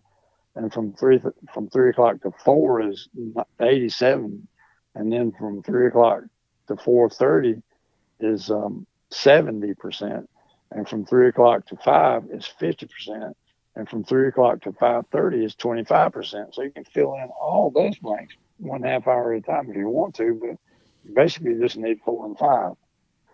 All right, so that's reading the numbers by math or by angles. Angles require you to know the baseline slope. Targets need you to know the side hill slopes. And angles don't care how far away you are. Targets do. Targets, you make one circle the same distance out, one target. But angles, as long as it's the same flatness, no two slope deals, it's just whatever that slope is, 1/8 of an inch, 1/8 of an inch. That's a 2% slope. All right, so we got reading is math first if it's one flatness, and always instinct second. And if it's not one flatness, it's only instincts. Make a corner. Baseline, fall line, make a corner. And figure out what the ball speed in combination with the start line is. And then turn your headlights on. All right. In terms of aiming, we said that unless you know how to tell where a putter points from beside the ball at address, don't repoint your putter. Just use the line on the ball. And if the line on the ball doesn't look right to you, that's because you have a stroke that is not straight. And your body is reporting to you, looks like it ought to go straight, but it isn't going to because you got a pull stroke that's going to the left. So anybody that says that looks like it's going left, that is a diagnostic statement that they have a stroke that never goes where they point their putter. You got to always fix that, or else aiming doesn't matter. All right, and so how do you tell where a putter points? Aim your face through the magic spot. You know, you got no skill for that, then salute just slightly below your pupils, and then lower your forehead until you see the sweet spot, and then spin your head. And you can watch your knuckles run a straight dead line. And whatever grass blade your knuckle bumps into 20 feet away, that's where your putter face aims. All right. Now, stroke, we didn't talk about that. But basically, what must happen is more important than the setup and the stroke motion on how you do it. The curve is from physics. The curve don't give a rat what you do it or how you do it. You have to start it on the correct start line with the correct pace. Any way you can get it done. And if you want to be a underperforming PGA Tour player that could be 20% improved with an hour and a half of a real putting lesson, you're just going to start it on a start line somehow or another, and it isn't going to be consistent with where your putter face aims. You aim to the right and pull it to the left and sort of get it on the start line. And sometimes you get the pace right and sometimes you won't. So you're 20% underperformer, dumbass. You want to make millions more money and make a lot more cuts and get a lot more chances and finish in the top 20 a whole lot more, like twice as much as what you've been doing. Pay attention. Putt where your putter face points, always. Read it with pace control. The start line is not optional. You can find it by instincts or you can find it by math. And then aim in the start line and putt the start line 90 degrees where you pointed your putter and do it with the same tempo and rhythm you always use. No plan B. That'll up your game by at least 20%, Jordan, and all you other people that don't know squat about this. It's frustrating because they think it's them. The physics on the ground don't give a rat about them. It cares about whether they know what they're doing when they comply with the physics, with the start line and the pace control. So they need to back up, put all four skills together. Yeah, they've gone all the physics on the swing. They're just, it Yeah, seems like stupid. everyone's slow to come around to the putting. Well, they've always been. It's because they're stupid. 40% of the whole game every day is putting. Putters on greens, if you have 28 putts in a round, which a professional golfer is fairly typical, 28 putts per round, is twice as many as the driver swings. You swing the putter twice as many times in a round of golf as you swing a driver. It has been this way since 1400 in Scotland, and the golfers are too stupid to notice. There's something about golf being an amateur sport that brings all the nutcases in to make money selling baloney without being logical, without being scientific. It inspires all these non-golf people to make technologies and sell them for thousands of dollars And it doesn't make a lick of sense what they're talking about because they don't know the skills of putting before they ever design the technology. You need to know what to measure and what it means when you measure it, and how to talk about bad patterns and good patterns, and what feedback is, and whether you're giving feedback in terms of body action. No, they're not. No, they didn't design the right parameters. No, they don't know how to talk about changing bad to good. These technologies are just non-golfers trying to cash in on the amateur sport of golf where there ain't no cops on the beat running them off. Now, all the swing teachers in the world don't know squat about putting. You can read every book's ever written, and none of them know anything about putting. They got little gimmicks. David Ledbetter, turn your left elbow in.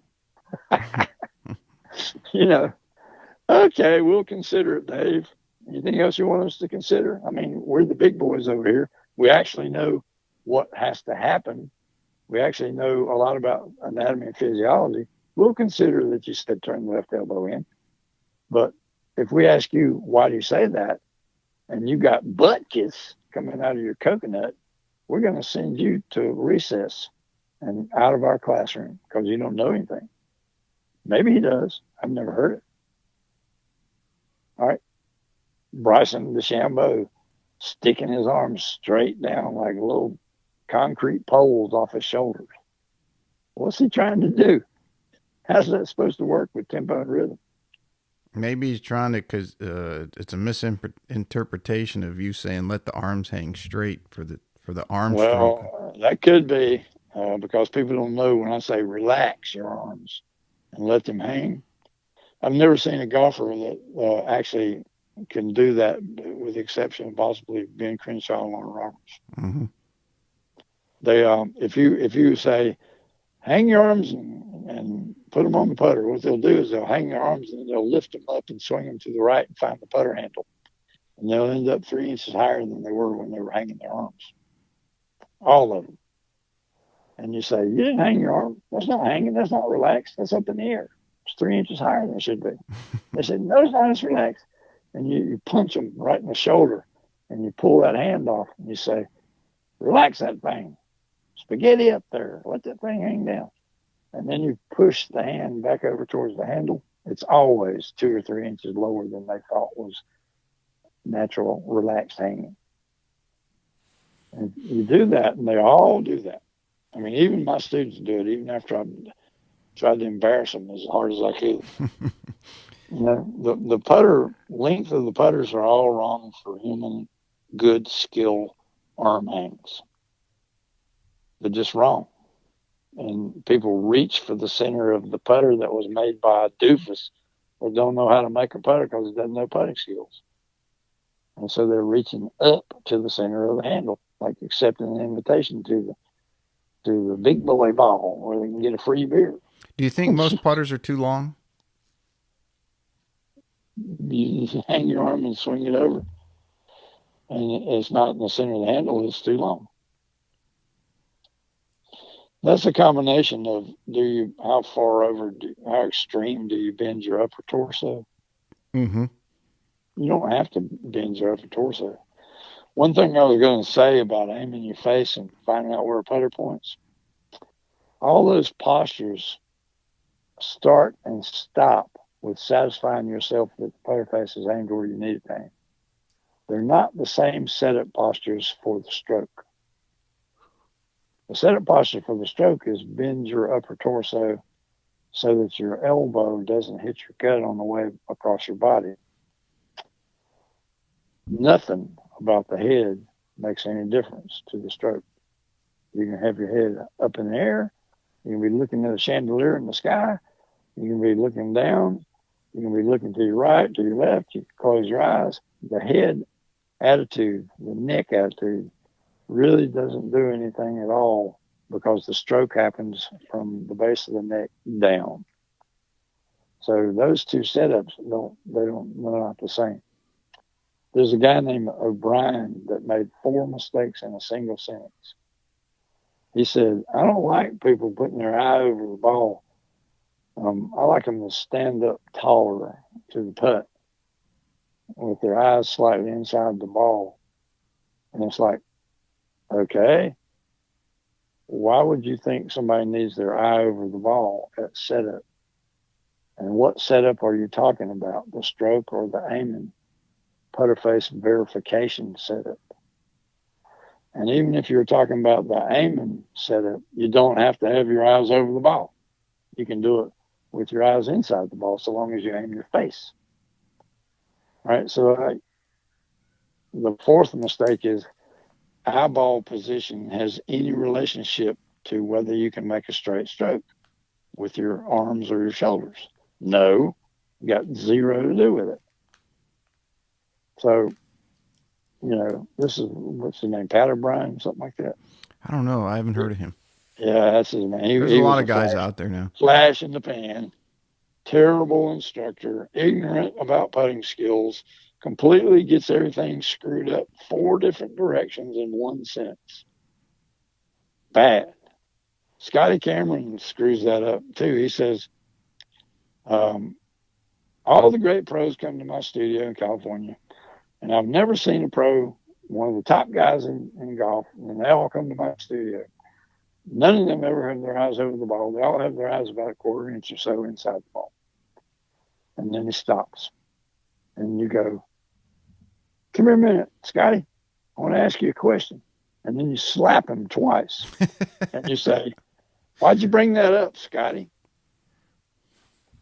What's it related to, this eye over the ball business where you say don't put your eye over? What's it relate to? And he pauses, dumbstruck, and you say, smack, smack. Is it either aiming or is it stroke? Do you know what you're talking about there, Scotty? Which one are you talking about? And he doesn't really know why he brought it up. But he's heard that eye over the ball is kind of a thing, so he wants to be the expert that says, no, it's not, with all the weight of the pros that come see him. Mm-hmm. And so he thinks about your choice, A or B, aiming or stroke, and he says, I think it has to do with stroke. And it doesn't. It doesn't have a thing to do with stroke. It does if you don't know what you're doing. Your stroke, if you plant your neck parallel to the deck of the green, horizontal, Mm-hmm. that's pretty uncomfortable. But the base of the neck kind of sets a little template or a clutch for the plane of your shoulder or your arm swing that will match the base of the neck if you don't know what you're doing. All right, now let's take the neck and lift the forehead up until the neck is pointing up about 15, 16 degrees. Well, let's go ahead and make it 19 degrees. Now, the base of your neck makes a little clutch plate that says your arms ought to swing on a tilted plane of about 19 degrees. In most cases, that will be the shaft angle of a 71 degree upright or conventional lie angle of a putter. 71 is 19 off a vertical. So if you lift your neck up and don't know what you're doing, you'll probably default towards making a tilt backswing and forward swing with either your arms or your shoulders on a plane that kind of matches the shaft angle of the putter. Is that good? Not really. Why? Because as a tilted angle stroke goes straight back and straight through on a tilt, it's like running the base of your the heel of your putter along a tilted plank. Let's say the plank is 8 inches high from the ground to the top of the plank, and the plank is leaned back 14 degrees. And the heel of the putter is right in the middle of the plank on the ground. And then when you make a backstroke, it traces the plank upward to the 8-inch high edge. And that 8-inch high edge is leaned back from the line of the putt on the ground by about maybe 2 or 3 inches. All right. Now, if you looked at that swing, it actually goes straight back and straight through, but you'll think it was on an arc. Right? Right. because it came inside a couple of inches. The putting arc is a straight back and straight through stroke when the plank is leaning back 14 degrees. And they didn't know that until they asked me, and I explained it to them. Joey and Rick Hamilton, somewhere in Mississippi or something. They didn't know that what they did was they took that wireframe line of the backstroke and the forward stroke coming back to the inside, and then they made a little projection straight down onto the ground that looked like a curve. It's not a straight back, straight through on a tilt, but they made that little curve like a shadow of that wireframe up and back, and they put it on the ground, and then they came vertically up from that curve about 2 or 3 inches and called it the putting arc. And then they started misinstructing people on how to use the putting arc. They said that you roll your arms and hands to stay on the putting arc. No, Yeah, I you don't. remember that. And they said that you fan the face open and then through impact closed. And they drew little lines on the top of the putting arc at the top of the backswing to show that your putter face was open to the right. And then the impact the same distance in front of the ball was closed to the left. That's not right. That's not how you trace that. So they had an iron Archie, and to compound their ignorance, they had a robot that would trace the putting arc at the PGA Merchandise Show.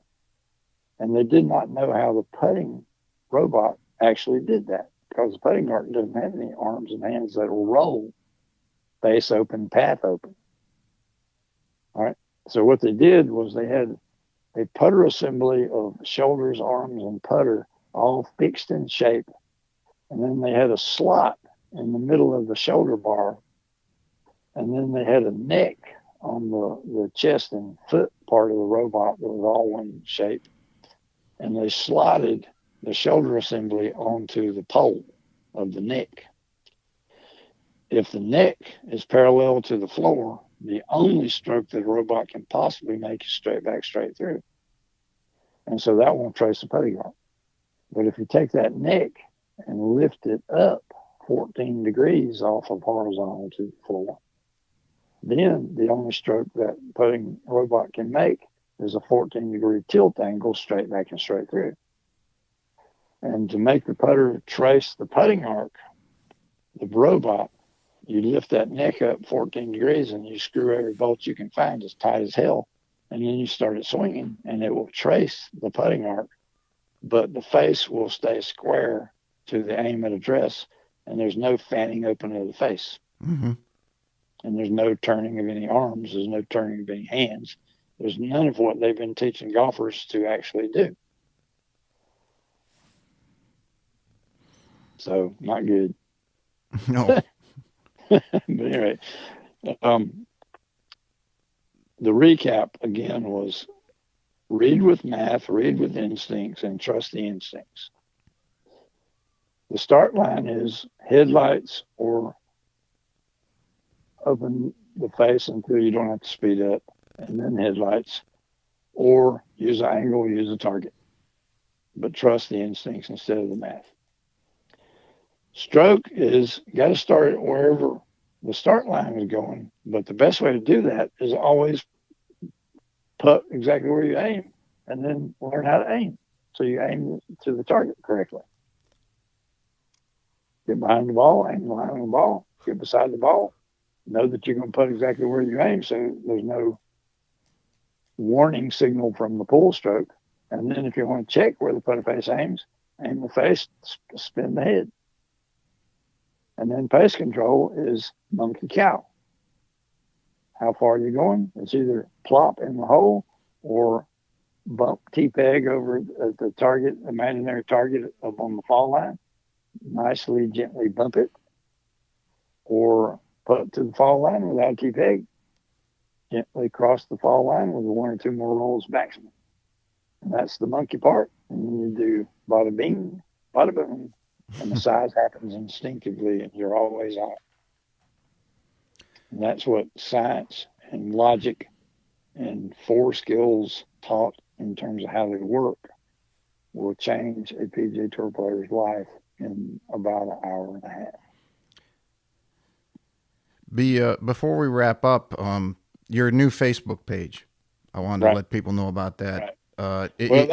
How I know it's private. So if someone wanted to follow that, is there a way they can do it? Or no. I mean, they have to get certified, basically. Well, then they just need to get certified. That's for putting zone coaches who have been certified and want to talk shop. Mm-hmm. Now, my regular Facebook page, which is Geoff space Mangum, just search that on Facebook. Geoff Mangum. I have a lot to do with putting. And anybody wants to ask me a question on my regular Facebook page, Geoff Mangum on Facebook, please ask me. I'll spend a couple hours answering it. But I don't really want non-coaches in the private Facebook page, because I want that to be shop talk. Okay. You know, that's not shared with other people. Well, then everyone, and I'll have your Facebook page linked into the summary and description. Right. Yeah, they want to get certified. Yeah, you can do that. You give them a full day lesson in putting zone methods, then they can start teaching all they want. Be a good teacher, and they want to talk shop, come in the private bar. Yep. It's a cool thing. I highly recommend it to anybody out there looking to improve their putting or their instruction of putting. Is to check out your website. That'll again be in there as a link. Reach out to you. You've always been more than gracious with your time. Right. Anybody wants the 240-some page book of articles? There's about 40 articles in there, all about different subjects, like how you do distance control, how you do drills for it, how do you do lagging, how do you do reading, aiming, how do you do stroke control. What's a good setup? I'll reach out, email you probably tomorrow, and ask you for the link to that with the follow up to all this stuff, and I'll have that up on my website for anyone who wants to check it out. Right. So, one thing that I hand out is a 45-minute video that I did with Steve Elkington that shows the corner real good. Mm-hmm. And it shows a little bit about distance control, but that's a really entertaining little video. I'll try to get that in there too. Put that. I think all these links. Does too. They don't like to hear that. Well, they're narcissistic people. They don't like to hear that. Jeff, it's been awesome as always. We've blown through 3 hours, and I'm sure we could go another 3, but we'll have to leave it for third installment for you to come back. I gotta go get some whatever that sore throat stuff is. We'll go get it, because we've got to keep talking some more at another point. I really appreciate it. I think everyone's going to learn a lot again. Yeah, great. I got my COVID vaccine number 2 yesterday, so I'm sitting here wasted. I got a pain in my arm. Well, grind through it. You'll be out there putting again, instructing and doing everything. All for the greater good. Thank you, Pete. Awesome. You have a great night. All right, see you then. Bye-bye. Bye-bye. All right, everybody. Thank you so much for listening to today's show. If you enjoyed it, you can find more information on today's episode and other topics at golf360.blog. There you'll find the show notes and links related to this episode, as well as any other episode that we've done so far to date. If you're interested in improving your game and would like to learn more from yours truly by taking a private lesson, a half-day or multi-day school, club or putter fitting, you can reach me through the blog site or by email, pete@golf360.blog. So some of you may be asking, what is the golf paradigm? All you have to do is click on the homepage while on my blog site to discover how you can start playing better than you ever thought possible. Or you can simply sign up, again, on the blog page for my instructional videos where I give regular tips on all areas of the game to include the swing, club design and fitting, health, fitness and nutrition, the mental aspects, and equally as important, the integration of all those things together. I'm also on social media, and you can find me at The Golf Paradigm. That's PARADIGM. And I'm on Facebook, Instagram, and Twitter. And don't forget to subscribe to my YouTube channel, also under the same name, The Golf Paradigm. Facebook is usually the best way to reach me for questions and or comments, and I look forward to hearing what all of you have to say. This podcast is brought to you in part by Old South Golf Links. A short ride across a bridge from Hilton Head Island is one of the area's finest golf courses and a hidden treasure. Set up on towering pines and ancient oaks with sweeping marsh vistas, truly makes Old South Golf Links a one-of-a-kind golfing experience. The Clyde Johnson design was named one of the top 10 new public courses when it opened, and it also takes full advantage of the natural beauty of the Low Country. Old South is a fun and unique challenge for golfers of every skill level and a favorite of both locals and visitors. Whether it's your first time here or you're a regular, you'll be treated and feel like family. From the bag drop to check-in at the fully stocked pro shop with both men's and women's apparel, to breakfast or lunch before or after your round, the staff is always ready and willing to help. Experience for yourself why Old South is one of the premier golf courses in the Hilton Head area and why it will quickly become a favorite of yours too. Visit them in person or online at www.oldsouthgolf.com, or to make it tee time, simply call the pro shop at 843-785-5353.